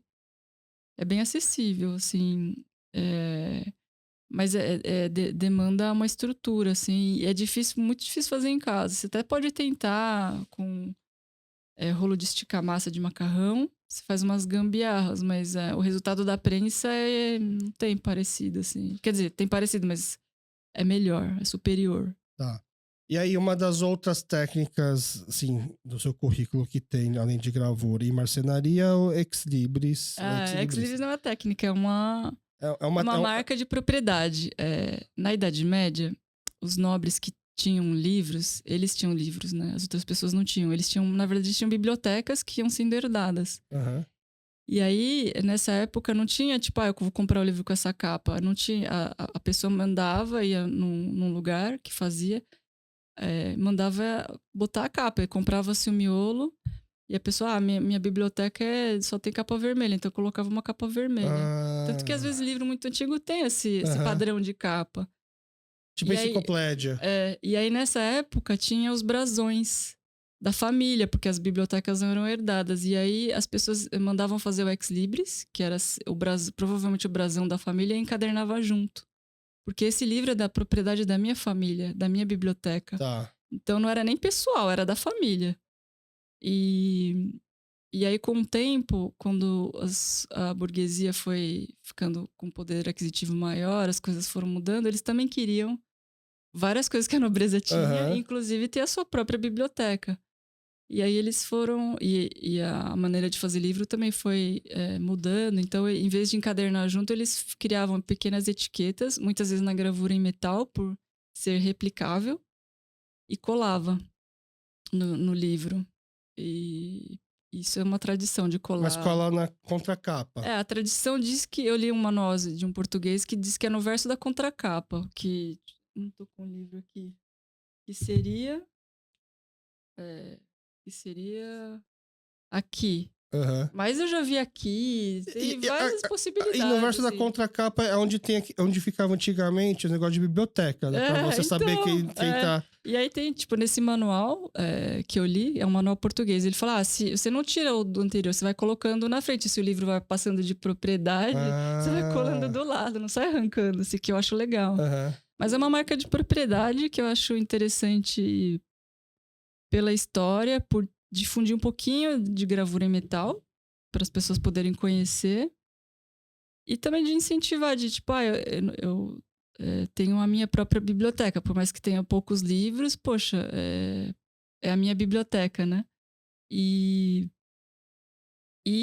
eu particularmente acho Ex Libris... Existem temas, né? Ex Libris faunístico, Ex Libris de brasão. Eu acho uma coisa muito livre.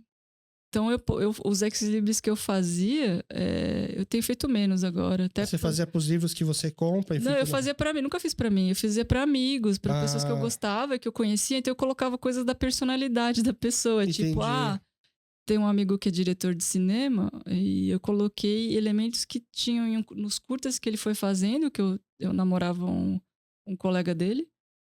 E aí eu colocava coisas que tinha a ver com o nome dele. Era uma criação pra mim. Eu podia fazer o que eu quisesse que tinha a ver com aquela pessoa que eu gostava muito. Tinha um laço de afeto, assim. Entendi. Então, além de tudo, eu podia fazer uma coisa muito pessoal de afeto. Fica personalizado também. Isso quase sempre foi um presente, assim. Aham. Então, reunia muitas coisas que eu achava muito bonitas. Então é isso. Mas não precisa ser de gravura. Eu posso fazer um desenho na mão, assim, no papel, xerocar e colocar em todos os meus livros. Posso fazer um carimbo. O carimbo, que muita gente pede porque é mais fácil, pode ser um Ex Libris. O carimbo, o Ex Libris do Pedro II era um carimbo. Então, o Ex Libris é uma forma de eu marcar que é meu. Basicamente. Só isso. Só que voltada para livros. Isso. Aí, que tem esse nome também. E aí é que é legal você conhecer um pouco da história, porque quando você vai fazer por exemplo, é legal que, na minha concepção, né, os bibliotecários discutem muito esses elementos mínimos, mas tem que estar escrito, tem que ter a palavra Ex Libris, tem que ter o nome da pessoa, e às vezes tem que ter uma divisa é uma frase em latim e tal. Mas pode ter, eu acho que tem que ter Ex Libris e o nome da pessoa. E o que eu quiser mais. Pode ter só Ex Libris e o nome da pessoa. Tem um bibliófilo que já faleceu, que é muito famoso, o Mindlin, o José Mindlin, que tem uma biblioteca gigante que foi doada, acho que uma parte é pra USP. O Ex Libris dele é muito minimalista, é uma frase de um escritor. O nome dele é Ex Libris. Nem sei se tem Ex Libris. Tem o nome dele, assim, e um quadrado vermelho. Então pode ser qualquer criação, assim. Então, o certo é se uma vez que ele doou esse livro para a biblioteca da USP, é quando eu pegar esse livro, eu poder ter o Ex Libris dele e saber... Esse livro vai valer bastante, porque era da coleção do cara. Entendi. É que ele é uma pessoa muito conhecida. A biblioteca da USP não ia ter o descuidado de tirar isso. Não. O bibliotecário sabe o que é e valorizaria ainda mais o livro por conta disso. Não. Principalmente o do Mindlin, assim. Não tiraria. E as pessoas colecionam. Ex-libris. Tipo, tem leilão de ex-libris. Só, mas sem estar colado no Sem livro. tá colado. Porque as pessoas realmente... É como um álbum de figurinhas, assim, realmente colecionam. Ah, Isso, isso é uma isso coisa... eu não sabia. Uhum. Eu fiquei sabendo porque a Mari Komatsu, que é caçadora de ex-libris, quando eu fui conversando com ela, ela me colocou num grupo. Aí eu fui perceber, e com as lives que ela faz, eu fui percebendo, nossa, existem leilões. E leilões acessíveis, né? E as pessoas colecionam realmente. E colecionam, às vezes, de um autor que fazia muitos ex-libris. Tem um universo, um pequeno, que é muito interessante. Mas o que dá mais valor para o ex-libris? De quem foi o dono do livro ou de quem foi o autor do desenho? Acho que os dois. Os dois. Mas isso não dá para saber quem foi o autor do desenho. Porque o ex-libris tem autores de ex-libris que colocavam pelo menos um monogramazinho, né? Você monograma faz isso? Eu não faço. Mas Tá. o monograma é aquele quando você junta duas, tipo Bruna Kim, BK. Tento fazer uma letra só com esses dois desenhos, como fosse um ideograma. Uhum. Então, vários artistas que colocavam as letras iniciais, vão fazer um monograma e aí fica marcado, né? Porque eram criações muito específicas, assim. É isso. Entendi. Isso daí é uma cultura mais europeia, esse ex-libris, então. No Japão eu vi que eles gostam dos carimbos, e aí Uhum. pode ser uma coisa menos artística, menos elaborada também graficamente, pode ser só um tipo... Pode ser tipo Bruna aqui, meu nome escrito em Times New Roman, né? Pode ser um ex-libris, porque tá falando que o livro é meu, assim. E como você descobriu essa cultura, essa história por trás disso? Foi na faculdade. O Jorge Gutrich, que é um professor da Federal de Minas, ele veio dar uma palestra, uma fala, acho que era sobre ex-libris. E aí eu fiquei maravilhada, assim, tipo, nossa, que legal. Aí na época eu fiz um ex-libris, daí depois eu fui retomando e fui fazendo alguns ao longo da vida, assim, meio pontuais. Aí na pandemia eu tentei fazer por encomenda, mas eu não fui dando conta, assim, porque eu demoro um pouco para elaborar, assim. Mas eu descobri na faculdade com essas pessoas que vêm dar palestra, é muito importante, né? Aí eu fico com vergonha de como eu não aproveitei a faculdade da forma que você aproveitou, apesar de serem matérias diferentes, né? Que eu fiquei pensando, poxa, o cara vem e for dar uma palestra sobre ex-libris e pronto, virou uma paixão. E aí né? anos depois eu tô em contato com um grupo que faz e discute isso, assim. Porque quantas palestras já eu tava na faculdade, eu fiquei sabendo que teria tal palestra, não deve ser importante, eu não vou pro Max. Mas Por acho que exemplo. são fases da vida, assim. Eu acho que eu curti pouco, por outro lado, porque, assim, como eu era bolsista, né? Minha família é humilde, assim, eu olhava assim, o pessoal no Max e falava, nossa, o pessoal devia estar estudando em vez de estar aqui. Mas ao mesmo tempo, eu acho que eu curti pouco essa fase, que eu podia ter curtido mais de estar no bar conversando. É legal também, você troca muita coisa. Não é desmérito, assim. Então eu fui muito Caxias, eu acho que eu fui Caxias demais, assim. Mas tem Mas é tempo porque pra eu tudo. queria. Então você Exato. queria curtir, por exemplo. Na verdade, eu eu- quase desisti da faculdade no primeiro semestre. Eu só não desisti porque todo mundo falou assim: não, primeiro semestre, qualquer faculdade, você tá perdido e você não gosta. E então tá, então eu faço o primeiro semestre. Se no segundo eu também não gostar, aí sim eu paro. Aí no segundo eu comecei a gostar um pouco mais, mas, como eu te falei, antropologia, sociologia.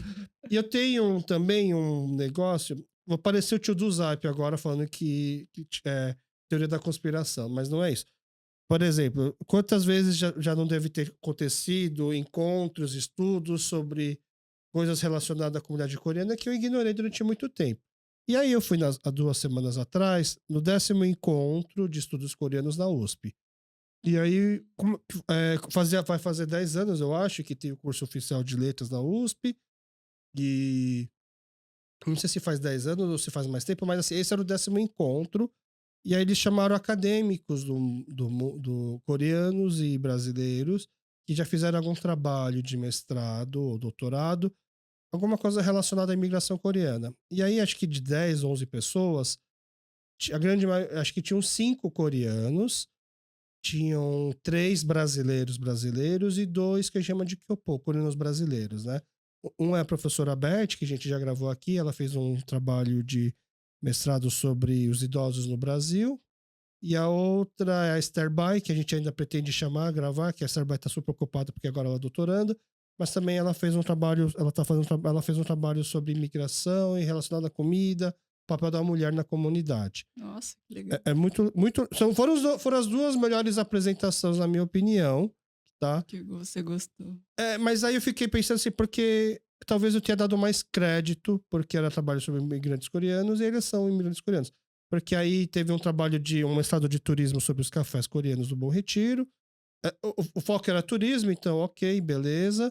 E aí teve trabalho de coreanos da Coreia sobre a imigração aqui do Brasil, porque acho que o governo coreano ele ajuda a financiar bastante esses mestrados, né? Aí eu fiquei até pensando assim talvez assim, no desperdício de tempo, dinheiro, não sei. Eu vou falar uma coisa que pode ser totalmente injusto, porque a pessoa teve só 20 minutos para explicar o mestrado dela. E o mestrado dela foi sobre o papel das igrejas coreanas na imigração. Nossa. Que isso é algo muito importante, né? Só que os 20 minutos que ela teve para apresentar isso, por exemplo, ela focou muito de como as igrejas coreanas eram importantes socialmente, porque eram centros de acolhida para os imigrantes, e como hoje está perdendo os fiéis porque não há mais necessidade disso. Então essa era a tese dela. E ela explicou mais ou menos o quanto está caindo essa população e o que as igrejas tentam fazer e tal. Mas eu fiquei com a sensação assim, problema de igrejas estarem com poucas pessoas mais jovens, ou pouco engajamento, não é exclusividade de uma igreja coreana. Todas as igrejas do mundo têm esse problema, né? E eu acho, inclusive, que talvez as igrejas coreanas ainda conseguem segurar mais ainda os seus fiéis do que uma igreja... Ela chamou o termo de igrejas étnicas, né? Acho que uma igreja étnica ainda consegue segurar mais ainda os fiéis, porque tem esse apelo étnico, do que uma igreja não étnica, né? Então, não sei se o número de diminuição dos fiéis é caso de um estudo de mestrado.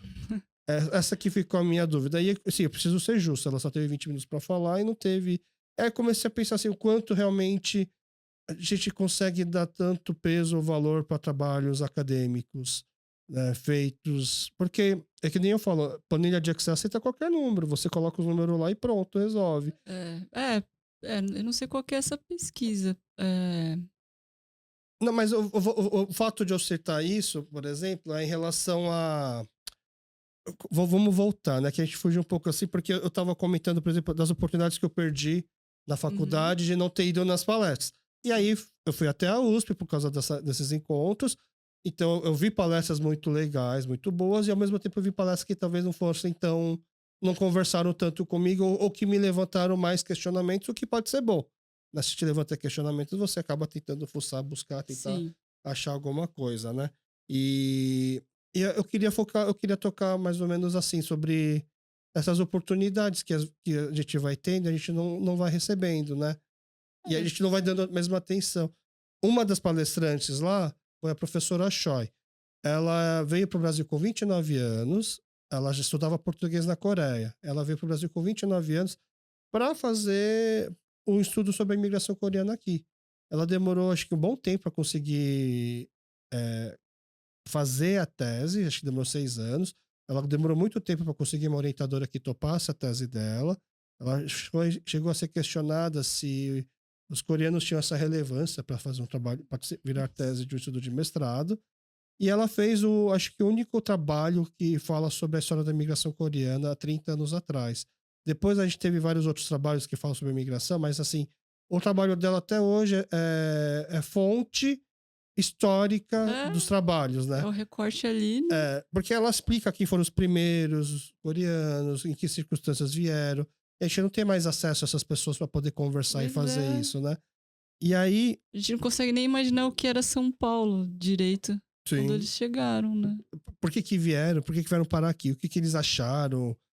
Onde foram trabalhar? Então, todas essas histórias. Aí e ela também teve só 20 minutos de fala. Entendeu? E aí que eu pensei assim, eu vou conversar com a Associação dos Coreanos para ver se a gente não consegue, né? Junto com a ajuda do Bruno Kim também, que não o arquiteto, o político, né?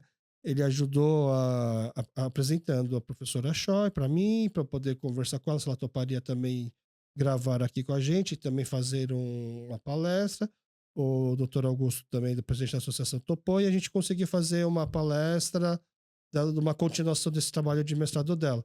Que provavelmente, se eu não estivesse fazendo o podcast, eu tivesse visto o anúncio, eu também não teria me interessado, eu também não teria ido. E eu achei curioso que foi bastante gente até, mais do que a gente esperava, porque a gente fez com o intuito, se vier 5 ou 6 pessoas, quem sabe não veio uma Bruna que gosta do assunto e se motiva a fazer um trabalho seguinte de mestrado ou doutorado em cima da imigração coreana. Eu tenho, como é que fala? Admiração e inveja, viu? De pessoas como você, assim, que consegue captar e gostar de uma coisa, não perder as oportunidades e se aprofundar tanto, assim. Mas é que você talvez não enxergue isso no seu percurso, porque assim, eu acho que, tipo, a gente é um pouco instintivo, né? Tipo, se o negócio tá te chamando a atenção, você vai indo, né? Uhum. Aí se não te chamou a atenção na época é porque não era pra ser, se não tava. Senão a gente também fica. Não, tem que ver tudo o tempo todo, né? Tá aberto, às vezes a gente tá num ponto. Às vezes a gente tá num ponto na vida que tá prestando atenção em outras coisas e a gente acaba indo pra essas outras coisas. E aí, por exemplo, hoje com você, depois de ter todo o seu percurso, fala, não, agora é hora de fazer um podcast, falar sobre isso, isso e isso. E aí agora, o que você vai fazendo com isso ir pincelando e tal, é o seu instinto que tá falando. Uhum. Então, eu acho que é um pouco. A gente tem as nossas fases, assim, internas de amadurecimento e das coisas que vão nos chamando, assim. E você ainda acha que você tem coisas novas para aprender? Ou para focar?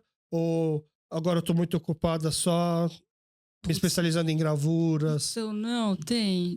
Agora é um pouquinho mais local dentro de gravura e de marcenaria, assim. Tem bastante. Eu sou muito agitada, assim. Não sei se é por causa do meu signo, mas eu sempre quero fazer muita coisa. Não sabia desse seu lado. Então, tipo, o esquilo enlouquecido, sabe? Tipo, o esquilo que não para, assim. E aí eu tenho que... Não, eu não sou só uma pessoa, eu tenho 2 braços e tenho uma filha que demanda, né?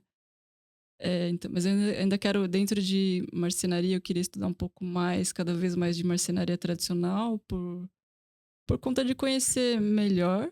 E marcenaria também não dá pra fazer em casa. Precisa também... Marcenaria tradicional dá, porque são ferramentas manuais. Um pouco é por causa disso e por conta... a gente tem que conhecer muito madeira. Saber muito de madeira e de árvore, de botânica para fazer marcenaria tradicional. O berço da sua filha é MDF? É de Jequitiba rosa, é madeira maciça. Quando a gente fala madeira maciça é porque não é MDF nem compensado. Uhum. Mas eu fiz na oficina, com ferramentas elétricas mesmo. E o que você queria botar nesse berço, assim? Quando você desenhou só um berço, vou fazer quadrado, gradezinha, para ela não cair já era. Eu vou fazer um berço que vai... Quando eu fui comprar o berço do meu filho, o que a gente imaginava era talvez um berço que possa virar uma cama no futuro, porque aí só faço uma compra. Aí no final a gente não se preocupou com isso, porque a gente acabou ganhando o berço, né? O Wilson, ele acabou doando o berço que foi do filho dele e acabou servindo muito bem pro nosso, né? O que você desenhou? Aliás, você fez o berço grávida? Foi. Você tava grávida? Foi curioso isso daí. Tava grávida e fui lá fazer as coisas. Não carregava muito peso. E aí o Mauro lá da Oficina Lab me ajudou bastante. Mas eu pensei que eu queria fazer o berço dela, essa missão, tipo, que eu achava muito bonito esse gesto. E ficou pronto com quantos meses de gravidez? Não, faltou acabamento. Aí o Mauro que selou pra mim, passou a seladora e mandou pro carreto, porque ela nasceu 1 ou 2 semanas antes do previsto.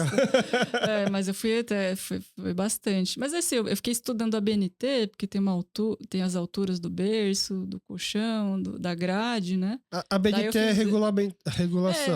As distâncias. Por exemplo, na grade tem que ter uma distância mínima de 6, uma máxima de 6, para o bebê não enfiar a cabeça e ficar preso, não enfiar a mão e ficar preso. A altura do topo do colchão para a ponta do berço, para ele não subir e cair pro outro lado. Se machucar. e a altura, acho que a altura do berço também. E aí eu fiz uma parede removível para quando ela estiver grande, que ela, é o caso, ela pode sair, virar uma cama baixa. Ah, mas foi isso, assim, Ela ainda... Ela tá com quantos anos? ela tá com 1 e 8, 9 meses. Ah, então ela ainda usa esse berço. Vai usar um tempinho, assim. Mas eu queria muito. Era como se eu quisesse me conectar, assim, com ela. E o que você vai fazer depois, quando ela não usar mais o Então, berço? isso é um mistério. Eu acho que eu vou pegar um pirógrafo, né? E gravar o nome dela, Cecília Harumi. E acho que vou passar pra alguém. Daí a pessoa usa e grava o nome pra ficar um histórico de nomes de crianças que usaram berço, Ah, que sabe? usaram o berço? Tô pensando nisso, pra ficar uma É história. tipo assim. uma prisão, as pessoas vão botando o nome que passou lá. Não. É porque isso é uma coisa que eu gosto. É legal objetos que têm história, né? Essa Tá. coisa do móvel que vai passando de geração em geração. Eu acho legal, tipo, teve uma época lá na oficina Lab que o Alex, que é um dos donos, hoje é o dono, tava refazendo o avental. Daí eu falei, Alex, faz um avental cruzado, que aí não fica prendendo aqui e tal. E aí, quando eu recebi um dos aventais, eu falei, não, era avental de professor porque eu tava dando um curso, mas eu só ia dar um curso. Daí eu devolvi o avental pro Alex, escrevi meu nome. Eu falei, Alex, deixa esse avental aqui, quando tiver professores dando curso, eles usam, E assinam e fica um avental dos professores, tipo uma sabe? calçada da fama, quase. Eu acho legal ter Uhum. que os objetos tenham essa história, tipo, porque acho que essas coisas do fazer manual, assim, acho que vai me trazendo um pouco isso a madeira ou o tecido, eles têm a história que a gente acaba não conhecendo, mas Uhum. os objetos também, né? Vão tendo Ainda a bem sua que você foi história. pra arte, porque você gostar de arte, gostar de ficar marcando, tá quase me parecendo uma pichadora, assim, que quer marcar a cidade toda com os nomes, né? Eu gosto de desses trabalhos de muro, né? Eu acho. Não dá pra transformar o berço num outro móvel, porque, assim, você poderia até pensar assim, vou passar pra minha filha pra ela usar, botar a filha dela. Mas quando que ela... Até Se onde vai ela ficar tiver. guardando? Então, é uma. Não dá pra transformar numa mesa de centro. Hum, poderia. Eu tenho um amigo que nos casamentos coreanos tem casamentos coreanos do Brasil, que na Coreia não se tem mais esse costume, tem o costume de bater no pé. Tem. Ele pegou a madeira do berço do filho pra bater no pé do amigo dele, por exemplo. É, é, Dá pra transformar em muitas madeiras pra bater no pé. daria. Jequitibá rosa é duro. Ah, é? Vai machucar. Faz barulho? O importante é fazer barulho, é assustado. Vai fazer mais do que o pessoal faz de pênis. Eu fiz no caso. Meu marido ele é ocidental, né? É. Mas a gente fez. Você que fez a madeira de bater no pé dele? Eu fiz uma. Foi eu que fiz. Acho que o Samuca tinha feito também. Nossa, acho que você é Mas a primeira noiva que fez a madeira que bate no pé do noivo. Foi engraçado porque o Batata foi o Bruno Kim e aí o casamento seguinte foi o dele. Aí eu falei, por que você tá fazendo isso? Você tá pedindo pra sofrer. Ele bateu e depois apanhou. Mas enfim, eu acho que eu fiz 2 até, porque um ficou muito duro. Algum deles quebrou? Porque tem que ser... a madeira de bater no pé tem uma técnica. Assim, eu fiz bastante, tá? Não eu que fiz. Eu vou na marcenaria e eu mando um desenho e mando fazer. Aí eu sempre falo assim, eu preciso de 3 que vão quebrar, pra causar aquele impacto. Nossa, quebrou o pé. 2 que são bem fortes, mas que só vai doer. E um que faz barulho, assim. Aí a gente costumava fazer meio que alternado. Vocês tinham uma estratégia. Acho que eu fiz um que machucava demais, daí eu fiz outro. Aí deu que o pessoal assinou no final. Então a gente tem esse, eu não sei como chama esse objeto, todo assinado. Em casa também tem. Todo mundo que... Mas você sabe a história desse costume, assim? Porque é muito... O que eu ouvi falar, não sei se é certo, eu queria ouvir de você que conhece um pouco mais, assim. Então, são 2 histórias, basicamente, né? A primeira, que eu não compro muito a ideia, é de que como é no casamentos que onde o noivo acabava conhecendo a noiva no dia, pro noivo não fugir à noite, batia no pé dele para ele não conseguir fugir. Essa é uma das histórias, não é a minha versão favorita e que eu mais compro. A outra é de que como eram muito casamentos entre pessoas de vilarejos diferentes, tanto que nos casamentos coreanos tinha-se a tradição, isso muito antigamente, tá? De andar de um vilarejo para outro com as lanternas, por exemplo.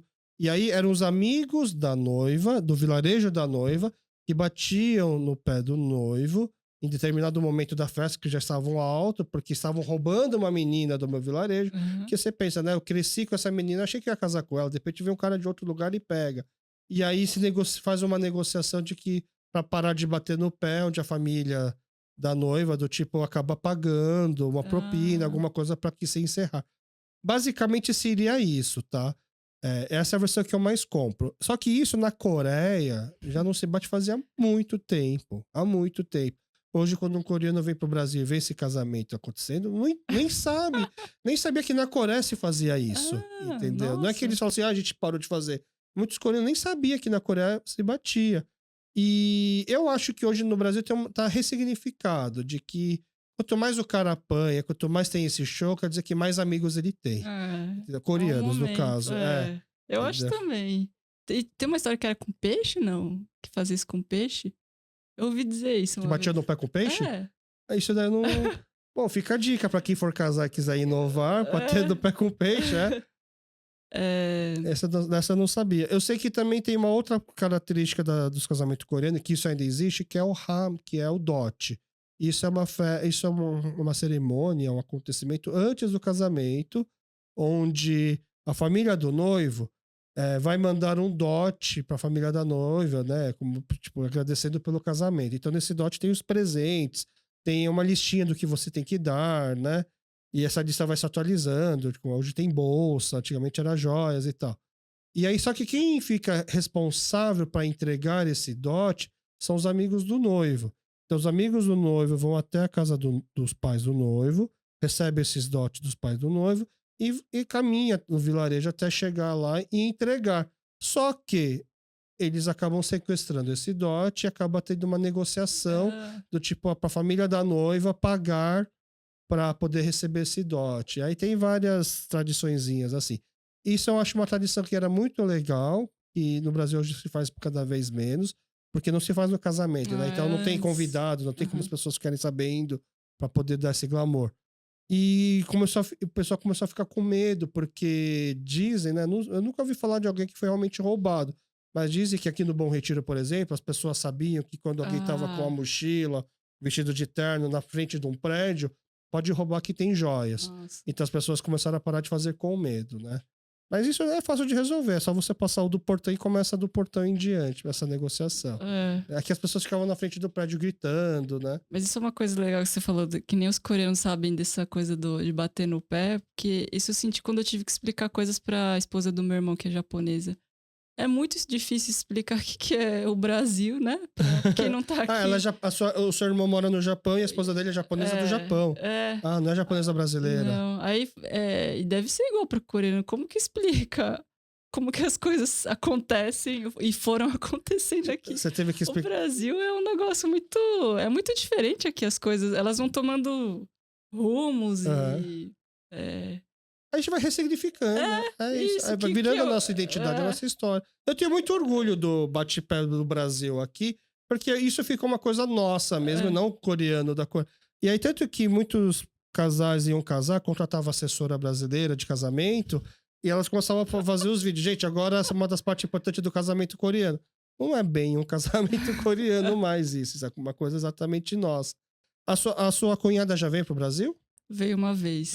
E vocês levaram ela para um restaurante japonês aqui? Não, acho que não. Ela não chegou a ver as coisas que O que acontecem, é? o que a gente fez. Ela era um pouco quieta, assim, Tá. não levamos. Ela não chegou a ver como o Brasil ressignificou a culinária japonesa. Então, não. Podia ter feito essa, ainda não tava nessa. Aham. Eu tive que explicar. Ela trouxe um livro sobre o Brasil e aí tinha lá o carnaval. Aí eu tive que explicar pra ela que aquelas fotos eram do sambódromo, que o sambódromo é uma competição de Aham. escolas de samba. É, e aí tem toda a sequência que passa, ali tem juízes. Aquilo é um carnaval, e aí tem o carnaval de De rua. rua. São várias coisas. Daí que eu notei que, nossa, é difícil explicar pra alguém. Isso assim, isso é uma coisa nossa. Imagina esses freestyle que a gente vai fazendo assim, é difícil Os carnaval explicar. fora de época. É difícil explicar pra alguém que não mora aqui, assim, que não mora aqui há um tempo. Eu perguntei em relação à comida japonesa para sua cunhada, né? Porque a gente fala assim, no dia que o Japão descobrir o que a gente tá fazendo com a culinária, vai ter guerra, né?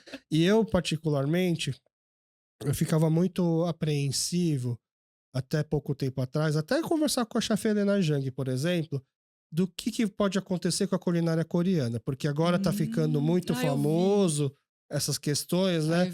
E aí ficava assim, não, a gente tem que preservar a essência e tal de que é a culinária coreana. Só que pensando também nesse bate-pé, como foi mudando e ressignificando, eu fiquei pensando, nossa, agora eu tô curioso para saber como que o brasileiro vai adaptar a nossa... Tipo, o que são as temaquirias hoje, por exemplo, o que será que eles vão virar?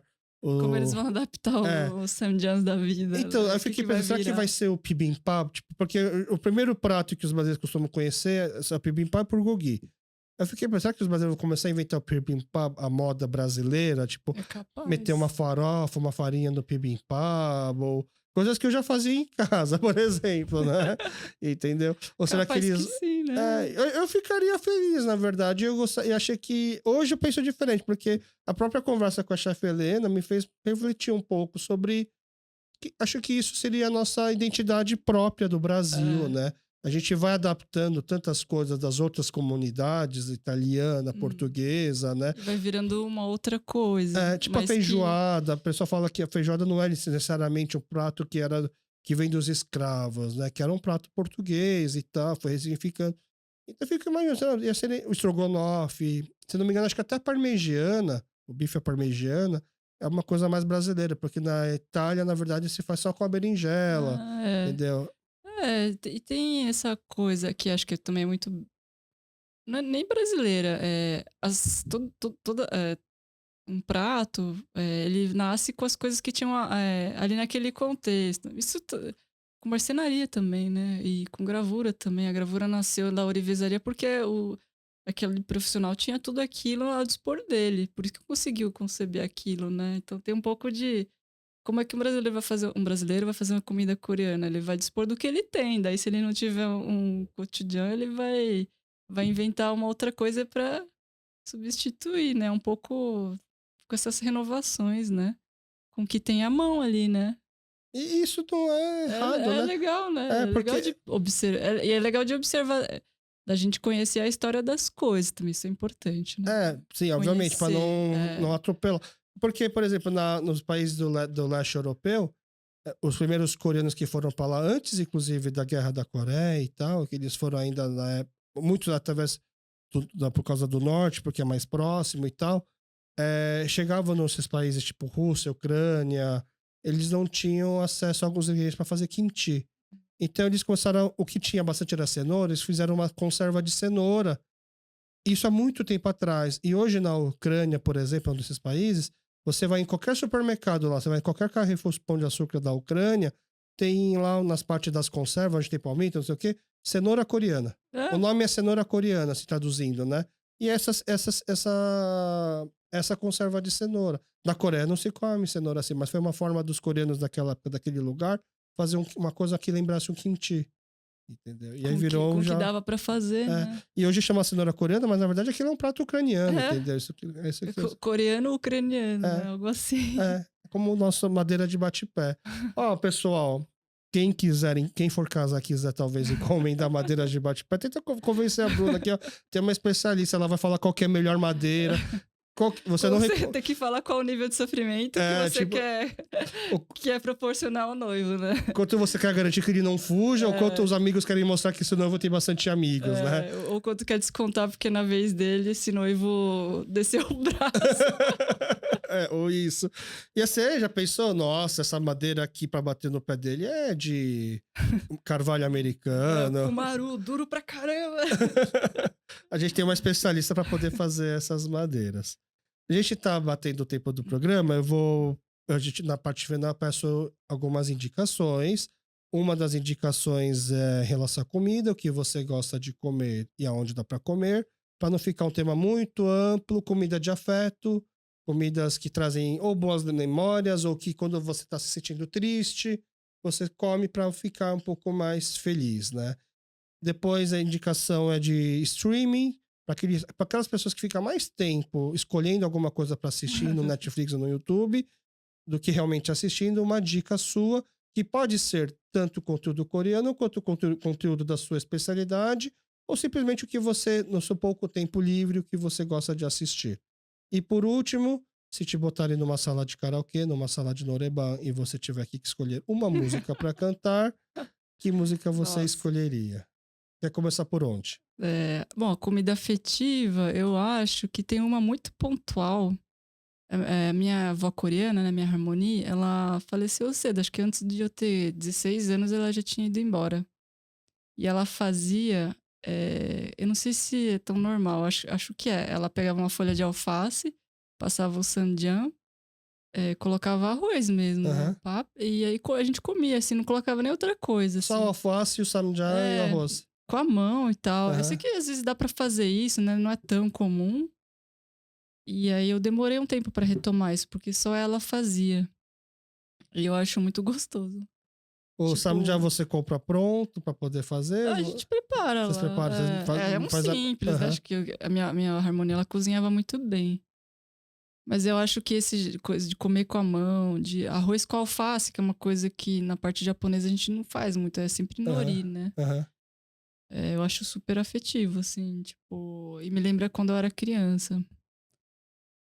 E faço em casa mesmo, assim. É que hoje o pessoal relaciona muito o sal a churrasco coreano, né? De ter que botar mais uma carne lá e comer. Pra ter. Mas na verdade realmente não precisava ter essa proteína. Você já... Aliás, você pode até botar outras coisas, como kimchi, você pode botar também pra complementar. Mas o básico mesmo era só arroz e alface. Nossa. Isso é voltar no tempo até. Nossa, isso até. Eu não sei se isso é comum. Eu descobri há pouco tempo que essa minha harmonia, ela era norte-coreana. Ah. E ela.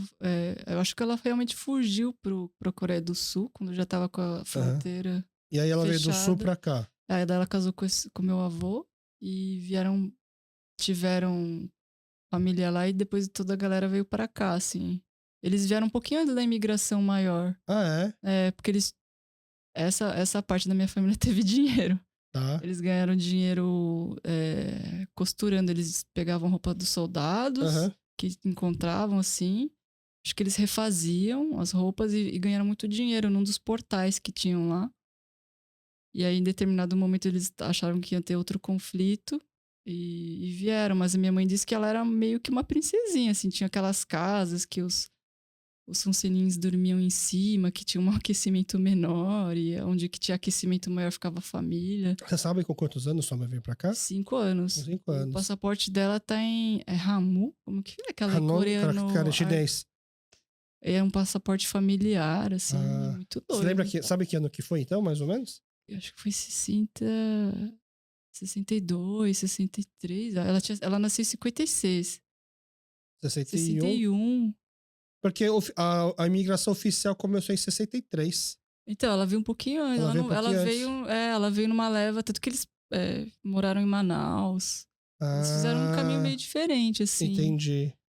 Que foi dando errado, né? Foi uma família meio desestruturada. Mas enfim, eu achei curioso. Eu tenho sangue norte-coreano. Na verdade, muitos dos primeiros coreanos que vieram, eles vieram do sul, mas eram pessoas do norte que já tinham ido pro sul. Eles já tinham, provavelmente, deve ser o caso da sua família, eles já tinham dinheiro, terra ou posses no norte, mas como ficou comunista, eles perderam, juntaram todas as economias que tinham e vieram pro sul. E aí, na década de 60, começou a ter os movimentos para ter uma ditadura militar e ficou, obviamente, também o medo de uma guerra e de uma perseguição para os coreanos que vieram do norte. Então, por isso que naquela época muitos dos coreanos acabaram saindo. Então, as primeiras famílias que vieram para cá, a gente sempre fala assim, a gente meio que reclama quando pergunta assim, você é coreano do norte ou do sul? Né? A pessoa pergunta. E a gente fala assim, né? E todo mundo fala assim, do sul, porque só dava para vir do sul. Mas esquece que muita gente, antes de vir do sul, era do norte, na verdade. Só que até explicar tudo isso, é mais fácil falar do sul. Né? Só fala que é do sul e pronto. Tá? A dica de comida fica, então, alface com arroz e samjá. Tá bom. Aí a de filme. Filme, novela, séries, streaming no geral. Eu tenho visto pouco. No tempo livre, eu gosto de assistir vídeos de marcenaria ensinando a fazer alguma coisa. Eu ouço muito vídeo do Drauzio Varela e do Átila e a Marina. É muito vovozinha, né? Porque Tá. Você eles ouve enquanto discorrem. você trabalha? Ah, é? Assim, às vezes não dá pra focar tanto, mas eu gosto de ouvir e assistir. É, de série, tem uma que eu gosto muito, que é na verdade, é uma série japonesa, que é o Jantar da Meia-Noite. O Jantar da Meia-Noite. Tem no Netflix? Tem Netflix. É sobre o quê? sobre um senhor que tem um restaurante e ele abre meia-noite. Ah, tá, sei. É muito É um bonitinho essa balcão, história. balcão. Aí você pode pedir o que tá no cardápio, ou se você quiser que ele cozinhe alguma coisa pra Diferente. você, aí você leva os ingredientes que ele faz. Aham. E aí, só que as histórias que eles criam são muito bonitas, assim. Várias vezes, tipo, cai umas lágrimas nos... Essa série é muito legal, já É assisti. muito bonita, assim. Eu acho que é Midnight Riders que fala em inglês. E aí, quais são as figuras que aparecem num restaurante depois da meia-noite, né? Geralmente são sozinhos, porque você tá no balcão, né? Não é uma... E aí vai contando toda a história, assim. Acho que essa é uma que eu gostei, que eu poderia recomendar. Tá. E aí a música que cantaria... Você canta? Não, eu canto só no chuveiro, assim, Tá. né? Mas que eu gosto de cantar no karaokê Evidências. Porque eu morei uma parte da infância na Ermelino Matarazzo, quase São Miguel Paulista, Zona Leste. E lá eu ouvia muito sertanejo. E eu gosto de sertanejo até hoje, e embora as pessoas me julguem, e é sertanejo sim, meu. Marília Mendonça, Henrique e Juliana, é sertanejo, não é tipo sertanejo raiz, assim. Mas Evidências é mais raiz. Mais ou menos. Mais ou menos? Quando é muito sofrência, muito universitária, mais ou menos. Assim. Você viu o Embaixador da Coreia cantando Evidências? Eu não vi. Não viu? Mas... Ele viralizou. O Embaixador da Coreia aqui no Brasil. Que ótimo. Ele canta bem. Mas é música de karaokê, né? É clima de karaokê, né? O pessoal fala que é o hino nacional. Eu cantaria, se eu gosto. Era óbvio que faltava Evidências, né? Porque a gente tem uma playlist que tá desatualizada, eu vou tentar atualizar essa semana, mas uma playlist com as recomendações de música de karaokê. Então tem música coreana, tem música americana e realmente faltava Evidências. Que legal. Tinha que ter Evidências. Então tá. Mais uma vez, Bruna, muito obrigado por ter vindo. Eu que agradeço a conversa. E aqui ficam os estúdios disponíveis, quando tiver coisa para divulgar, projetos, vamos tentar tirar alguns projetos do papel aí, legal. Tá bom? Aqui a gente está à disposição. Legal, e parabéns pelo... É videocast, né, que chama? Videocast. Aqui muita gente só ouve, fica podcast. Eu gosto de assistir quando dá, mas parabéns, assim, eu achei muito interessante, embora eu não consiga assistir todos, eu gosto de acompanhar, assim. Parabéns. É um trabalho. Obrigado, muito obrigado. E também muito obrigado para você que acompanha aqui a gente até o final. Nos encontramos novamente na semana que vem. Valeu!